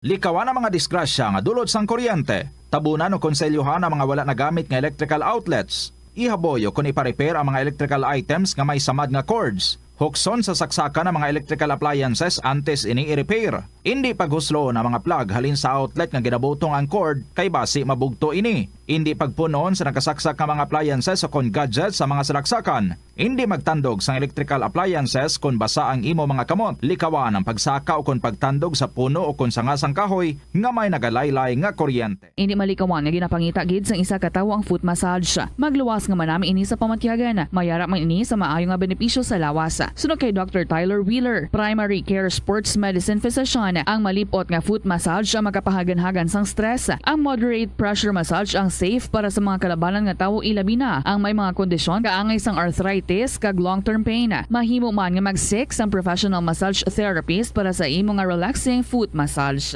Kung ikaw isa ka chess lover, yaring pila ka brain benefit sa paghampang sini. Kag kung wala ka nagahampang sini, umpisahin na.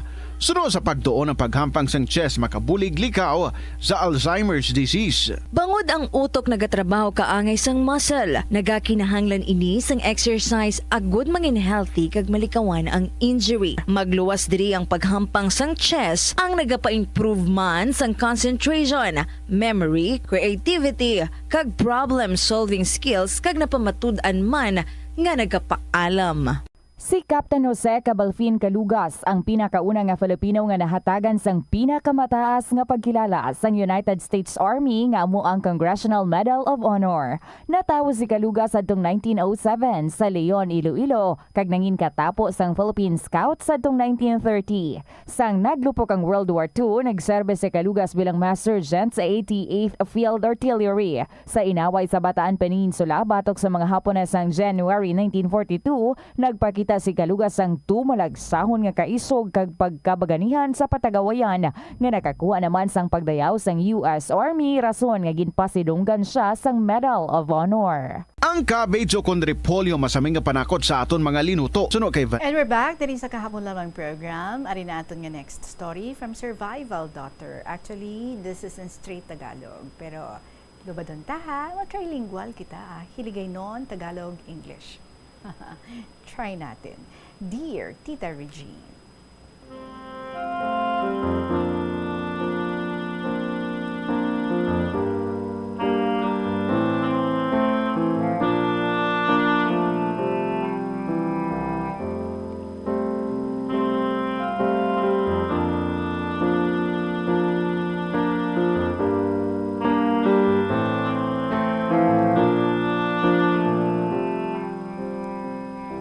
Mayong hapon, Tita Regine, sa tanan nga staff sa Bombo Radio, kag sa tanan nga mga nagapamati sa subong. Tita, tawagan na lang ako sa pangalan niya, Survival Daughter. 17 anyos ako, taga-uton, kag bago lang ako nag-graduate sa grade 12. 4 kami nga mag-ululutod, kag ako ang ikatatlo. Tuig 2016, tita, nagkadto kami sa lugar ni Papa sa Marindoque. Kag dito kami estar, nakituloy sa family ni Papa. Tita Regine, abi ko sadto nga mangin okay na ang amon nga kabuhi, pero nagsala ako. Bangod, didto gali namon nga maagyan ang tanan nga kalbaryo. Dito ako nagsugod sa akon nga grade 3, tita. Sobra kabudlay sang kabuhi didto. Ilabi na gid nga ti bukid ang lugar nila. Tita, na agyan ko nga magsulod sa klase nga pakadto lang ang pamasahe ko. Kay ti kulang gid kami Kay that time wala pa naman nagapakialam si Papa sa amon. Kag para nga makabulig ako kay Mama, nagbaligya ako sa school sang polvoron kag donut. So kaagahon pa lang, tita, bugtaw na kami para magluto sang amon ipaninda. And one time, nanghulam kami sang kagudan na bala sang lube sa lola ko. Ang hambal niya, tita, wala ko no. Bisan nga may ara man, hindi lang siya magpahulam. Gani ang ginhimo namon para nga makaobra kami sang cassava cake. Ginduklat namon ang lubi kaging kadkad sa gadgaran sang cheese. Badlay no? Kag tita, ang linya balas ang tubig namon, ginapatay ni lola ko ang ginakontrol, no? Ang kontrol sang linya sang tubig namon. Tita, doon napakasinungaling pa ng nanay ni Papa. Kagrabe gid ang amon nga pag-agwanta. Tub-tub nga nakagraduate ako sa grade 6. Pero tita, ang lala pagidya kay sang graduation namon, bangod nga nagabagyo, tapos ang toga namon nga puti nabasa. Tapos nahiguan. Baong sapatos ko nga bag-o lang gid bakal ni Mama. Pinag-iponan ng ilang buwan mula sa paglalabada. Ay, naguba. Tita, natuklap ang sapatos ko. Nagamarcha na kami. Bisan nga baha, kag basang-basa po kami lahat. Naligo na kami sa ulan. Tub-tub sa natapos ang graduation. Grabe experience, no? So, year 2018, November 15, na hospital ang ikaduha ko nga utod nga babae. Ginoperahan ang akon utod sa femur left hip. Kag sa Manila siya na admit. Kag tita, kami lang nga duwa sang agot ko nga utod ang nabilin sa Marindoque.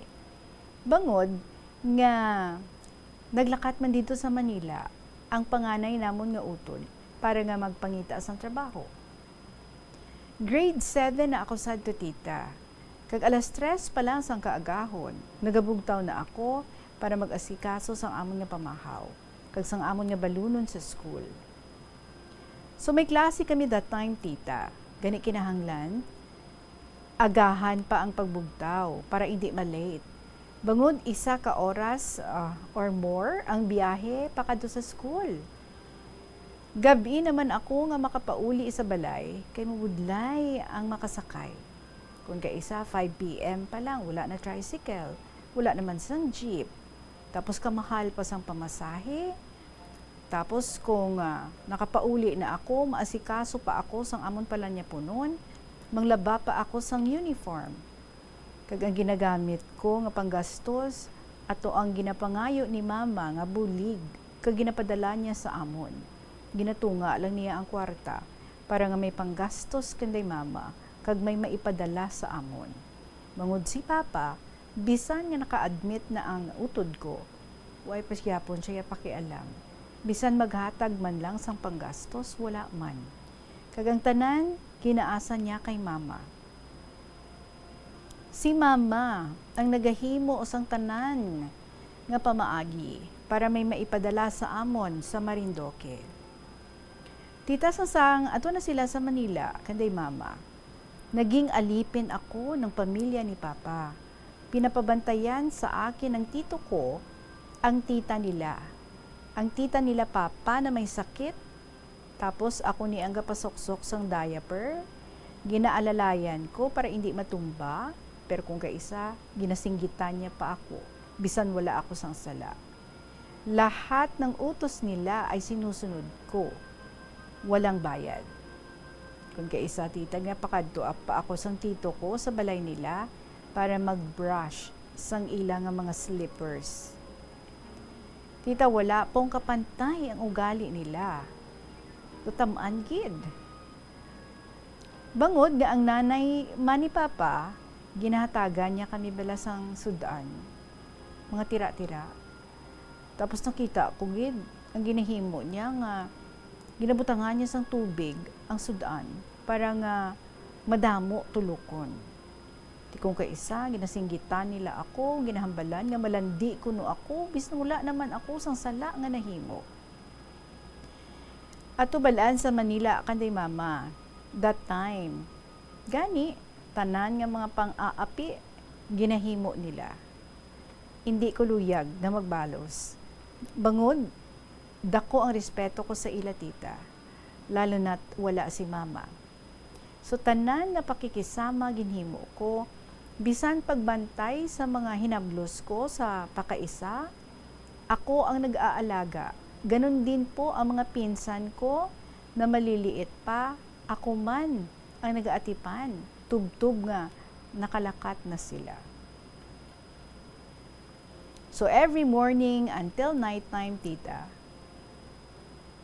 ara sila sa amon nga balay, ako ang nagapakaon, bisan ano ang isugo sa pamilya ni Papa, ginahimo ko, kinakulbaan ako, nga basi ano ang ilang himuon sa amon, sang agot ko nga utod, kay ti wala kami upod, nga amon nga ginikanan. So tanan tita ginimo ko, para nga mangin maayo lang, ang pakikitungo nila sa amin. Ako man ang nagabulong kung may sakit sila. Ti one time tita, ang asawa ng kapatid ni Papa ay lasing, tinatumba siya, tapos nag-igo ang ulo niya sa semento, nalipong, tapos nawala na siya gaginhawa. Ang abi nila ay patay na. Pero ako ang ginimo ko, nagdalagan ako, kag nagkuha sang bulong.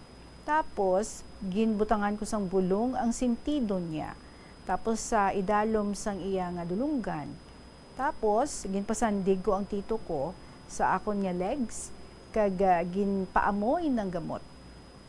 Tita, sa awat ng Diyos, nagkamalay ang tito ko. Dahil isang oras nga wala pa ring hininga ang tito ko, so hamba ko sa kaugalingon ko, buti na lang, may gintudlo si mama kung paano manggamot. Hanggang dumating ang araw na nagpagawa ng bahay ang tita ko at ang anak niya tita, natamaan ng pala sa ilong, nagdugo gid, kag nakita gid ang unod. So nataranta sila, hambal nila dalon sa hospital, pero malayo pa ang biyahe. Ganit tita ang ginimo ko, dalaga naman ko sa balay, nagkuha ko sang bulong, pagbalik ko tita, nakita ko ang lola ko, na nag-usap-usap sa sang balunggay, tapos ginabutang niya sa pilas sang akon pakaisa. Tiginambalan ko siya nga ma-infect ang pilas sang pakaisa ko, kaya may lupa ang iyang kamot. Tapos way sila ng hugas, tapos ang malunggay, nagsulod sa pilas sang ako niya pakaisa. Gani nga nagkuha ako sang alcohol, tapos nagpang-alcohol ako sang akon kamot, tapos nagkuha ako sang tubig nga mabugnaw, tapos ginugasan ko ang pilas sang akon pakaisa. Kaya nagaplang lapsi na siya. Tapos painom ko siya sang maligamgam nga tubig. Tita, buti na lang, kumpleto ang gamot namin. Dahil dala yon nila mama galing Manila nung ikalawang opera ng kapatid ko. Kag tita tubtub sa nag-isa na kabulan, ako sa gihapon ang nagabulong sa pakaisa ko. Way naging patahi, kay may salig na sila sa akon. Pag-abot sa bulnganay, ti abi ko tita, tapos na ang kalbaryo sa amon kabuhi, kay ti ang abi ko nga may magpangapi na sa amon, pero mali pala ako tita, kasi one time po, ginpapauli ni mama si papa, para nga siya ang mag-aasikaso sa amon. Pero abi mo, inom lang nga inom sang alak ang ginahimo niya. Kagula siya nagaluto sa pagkaon para sa amon. Sa iya nanay siya, nakikisaing, kay ti may stove didto. Tamad si Papa padalit sang apoy. Pero tita, binabawasan ng nanay ni Papa ang bigas na dapat ay sa ingin. Gani, gamay na lang ang kanon. Kag kabasa pa, kay ti ginadugangan niya sang tubig. Gani ang gwa daw linugaw. Tita, hindi kami mabusog sang utod ko. So, tubtob nga nag-grade 8 na ako, kag ara pagyapon sa Manila kanday mama. Year 2019, ikalawang opera ng kapatid kong babae. Tita, nang bumabagyo po, kami lang ng bunso kong kapatid ang naiwan sa bahay. Nagalinupad lang ang bubong kag ang dingding. Ang amon nga yero, wala gid sang pamilya ni Papa ang nagbulig sa akon. Gid ha, oras naton 10 minutes before 3 o'clock. May breaking news kita nga pagakuhaon nagikan sa newsroom sa kay Bombo Ayan Gahete. Si Vice President Sara Duterte nag-resign as DepEd Secretary. Hibalo naton ang mga detalye. Bombo Ayan. Kumpirmado nga nag-resign na bilang tiglikom sang Department of Education si Vice President Sara Duterte.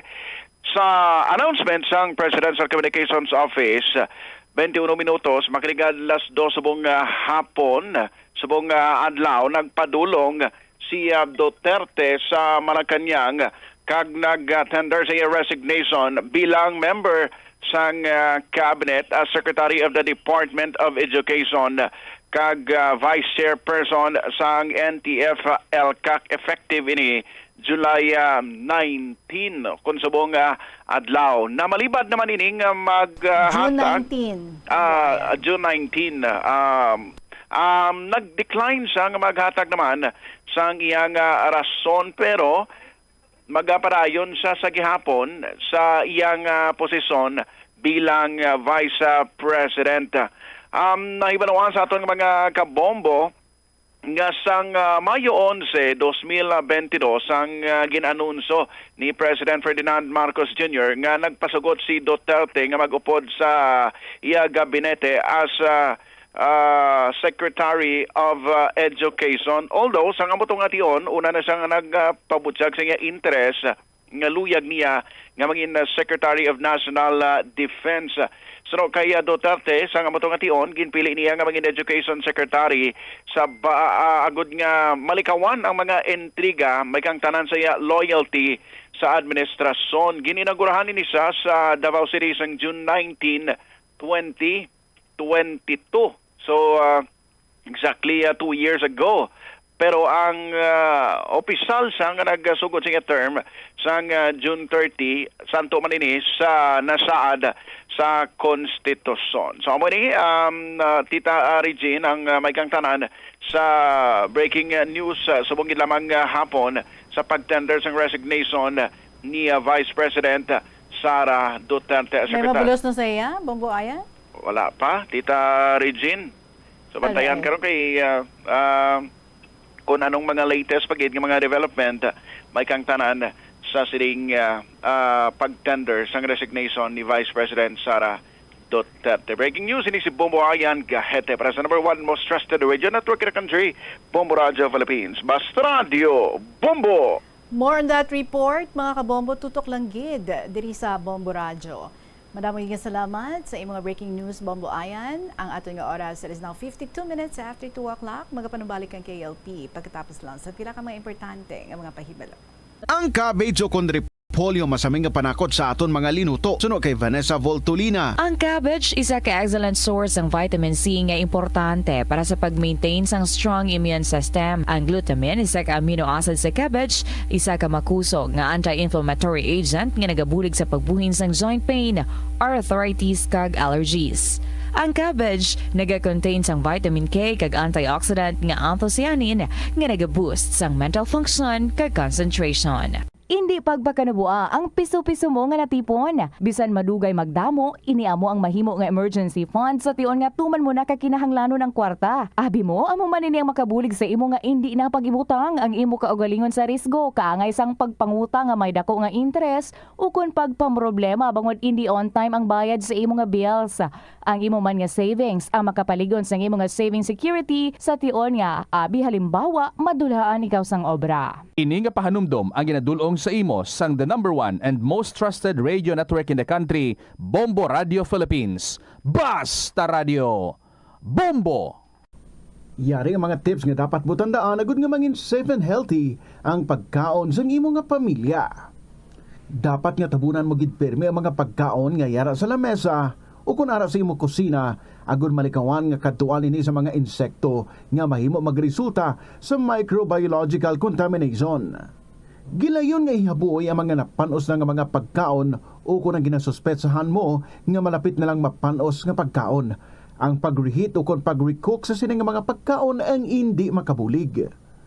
Gina-advise man ang paggamit gid sang serving spoons agud nga malikawan ang cross-contamination sa mga tawo nga nag-share sa mga pagkaon.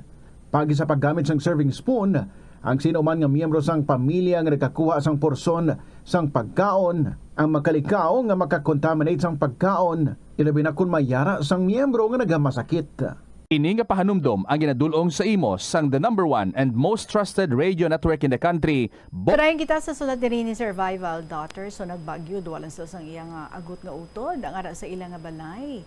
Tapos nagalinupad ang bubong kag ang dingding, no? Tapos wala kuno sang isa ni pamilya sang iyang nga papa ang nagbulig sa ila. So ginkaptan sa akon nga utod ang bubong para hindi nga maglupad gid kag ako naman tita Regine sa dingding nga sin. Pero tita, sa lakas ng hangin nilipad pa rin. Basa-basa kami sa akon nga utod. Waay na lang kami nagtulog bilog nga gabi.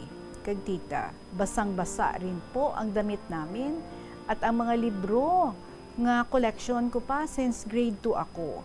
Kaya tiamo lang na ang ako niya ginakawilihan ang pagbasa kung wala ako sa may ginaobra. Meantime, nagasanag na ang palibot. Gani nga nagwa na kami sang amon nga agot para nga ayusin ang bubong at dingding. So isa-isa namon nga pinggin pulot ang sin nga nagkaralupad. Kag titabi mo, duwa lang gid kami yan sang akon nga utod, sang akon nga manghod ang nag-obra. Kami lang ng kapatid ko ang nagpanday. Suli pa ya ang pagkakalagay namin ng yero dahil hindi naman po kami marunong. Gani, every time yung mag-ulan, Tita Regine ay nagatulo ang amon nga bubong. Tapos brown out pasad to, sobra kadulom sang palibot. Kag wala pa sang signal. Gani nagasaka pa ako sa bukid every afternoon para nga makatawag lang kanday mama. So sa nagpauli na kanday mama, kagang utod ko nga babae, halin sa hospital, nagatulo pa sige hapon ng amon nga bubong. Gani, nagimbutangan ko sa mga trapo, kag nagapayong kami every time na magtulog nga nagaulan. Gibutangan manamon sang palanggana, tapos ginaula lang ang tubig kung puno na, tapos ibalik liwat. Year 2020, kasagsagan ng pandemya. Ato liwat sa Manila kanday mama para sa ika-third nga operation sang utod ko nga babae. So kami naman liwat sa akon nga agot nga utod ang bilin sa balay. Modular pa that time at sobrang hirap kasi walang signal at kuryente. Hindi kami makagwa sa balay bangod nga lockdown. Gani kabudlay mag-communicate kanday mama.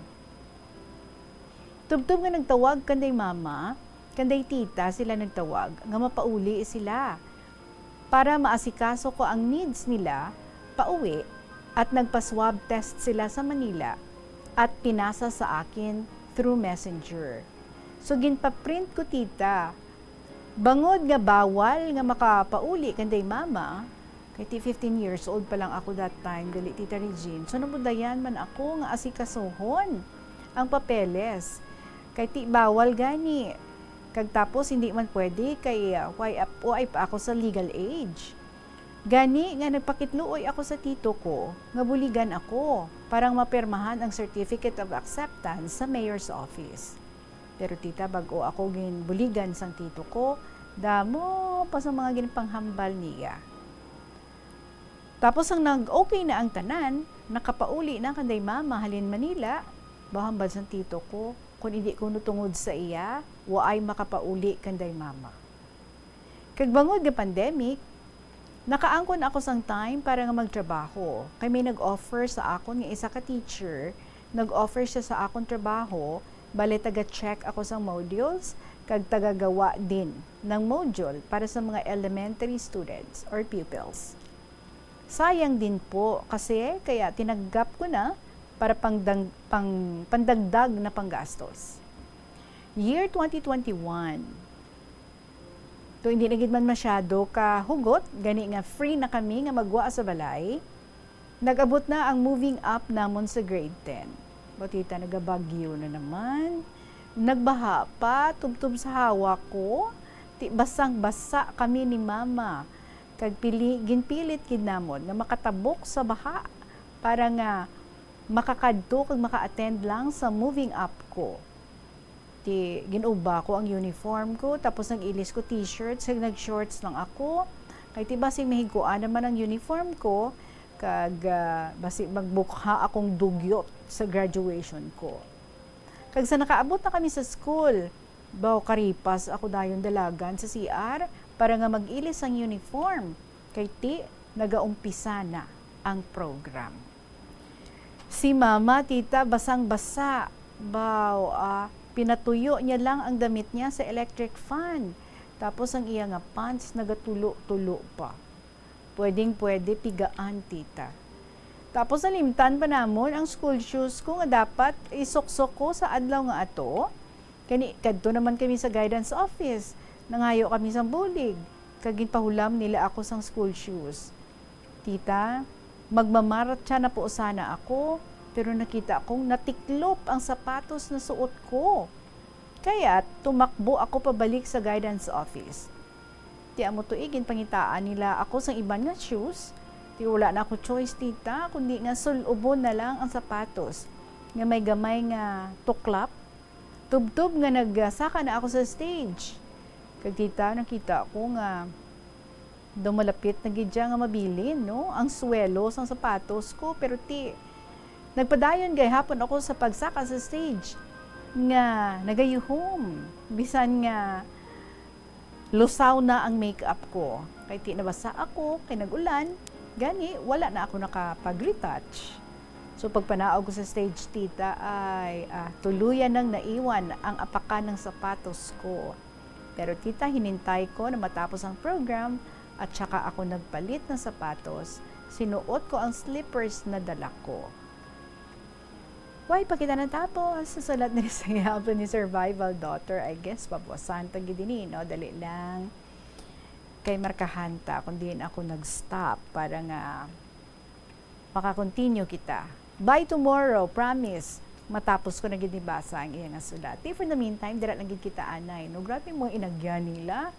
Nagkadto sa Manila ang iyang mother, kay paoperahan ang tiil sa iyang utod, ang hip sa iyang utod. Tapos sila lang ang ginbilin, tuwalan sila sa iyang agot ka manghod. So sila lang ang buhi. Kag tama gid kapudlay, no? Do kalbaryo gid para sa iya, but ginpadayon lang gid nila. Ginhimo ang tanan nga mahimo para makapadayon sa pag-eskwela, makapadayon sa pagpangabuhi. Nabagyuhan pa, sila lang man mismo sa iyang utod. Sige, padayon naton ha. Lantaw-unta ang katapusan sa sulat nga ini ni Survival Daughter. For the meantime, mga kabombo, for your own stories dira, please email sa bombo_iloilo@bomboradio.info or kunin sulat. Ipadala nyo lang sa kahapon lamang program DYFM, Bombo Radio Iloilo, Sky City Tower, Mapa Street, Iloilo City. Nagahulat na, of course, ang inyong mga paborito ng mga dramas right after KLP to Young Ermitanya, followed by Provincial Jail, and then Dear Diary. Madam, maging salamat sa inyo tanan. Balikay kita tomorrow. Sa gihapon ninyo alagad, si Tita Regine para sa kahapon lamang program. Maraming salamat. Good afternoon and God bless.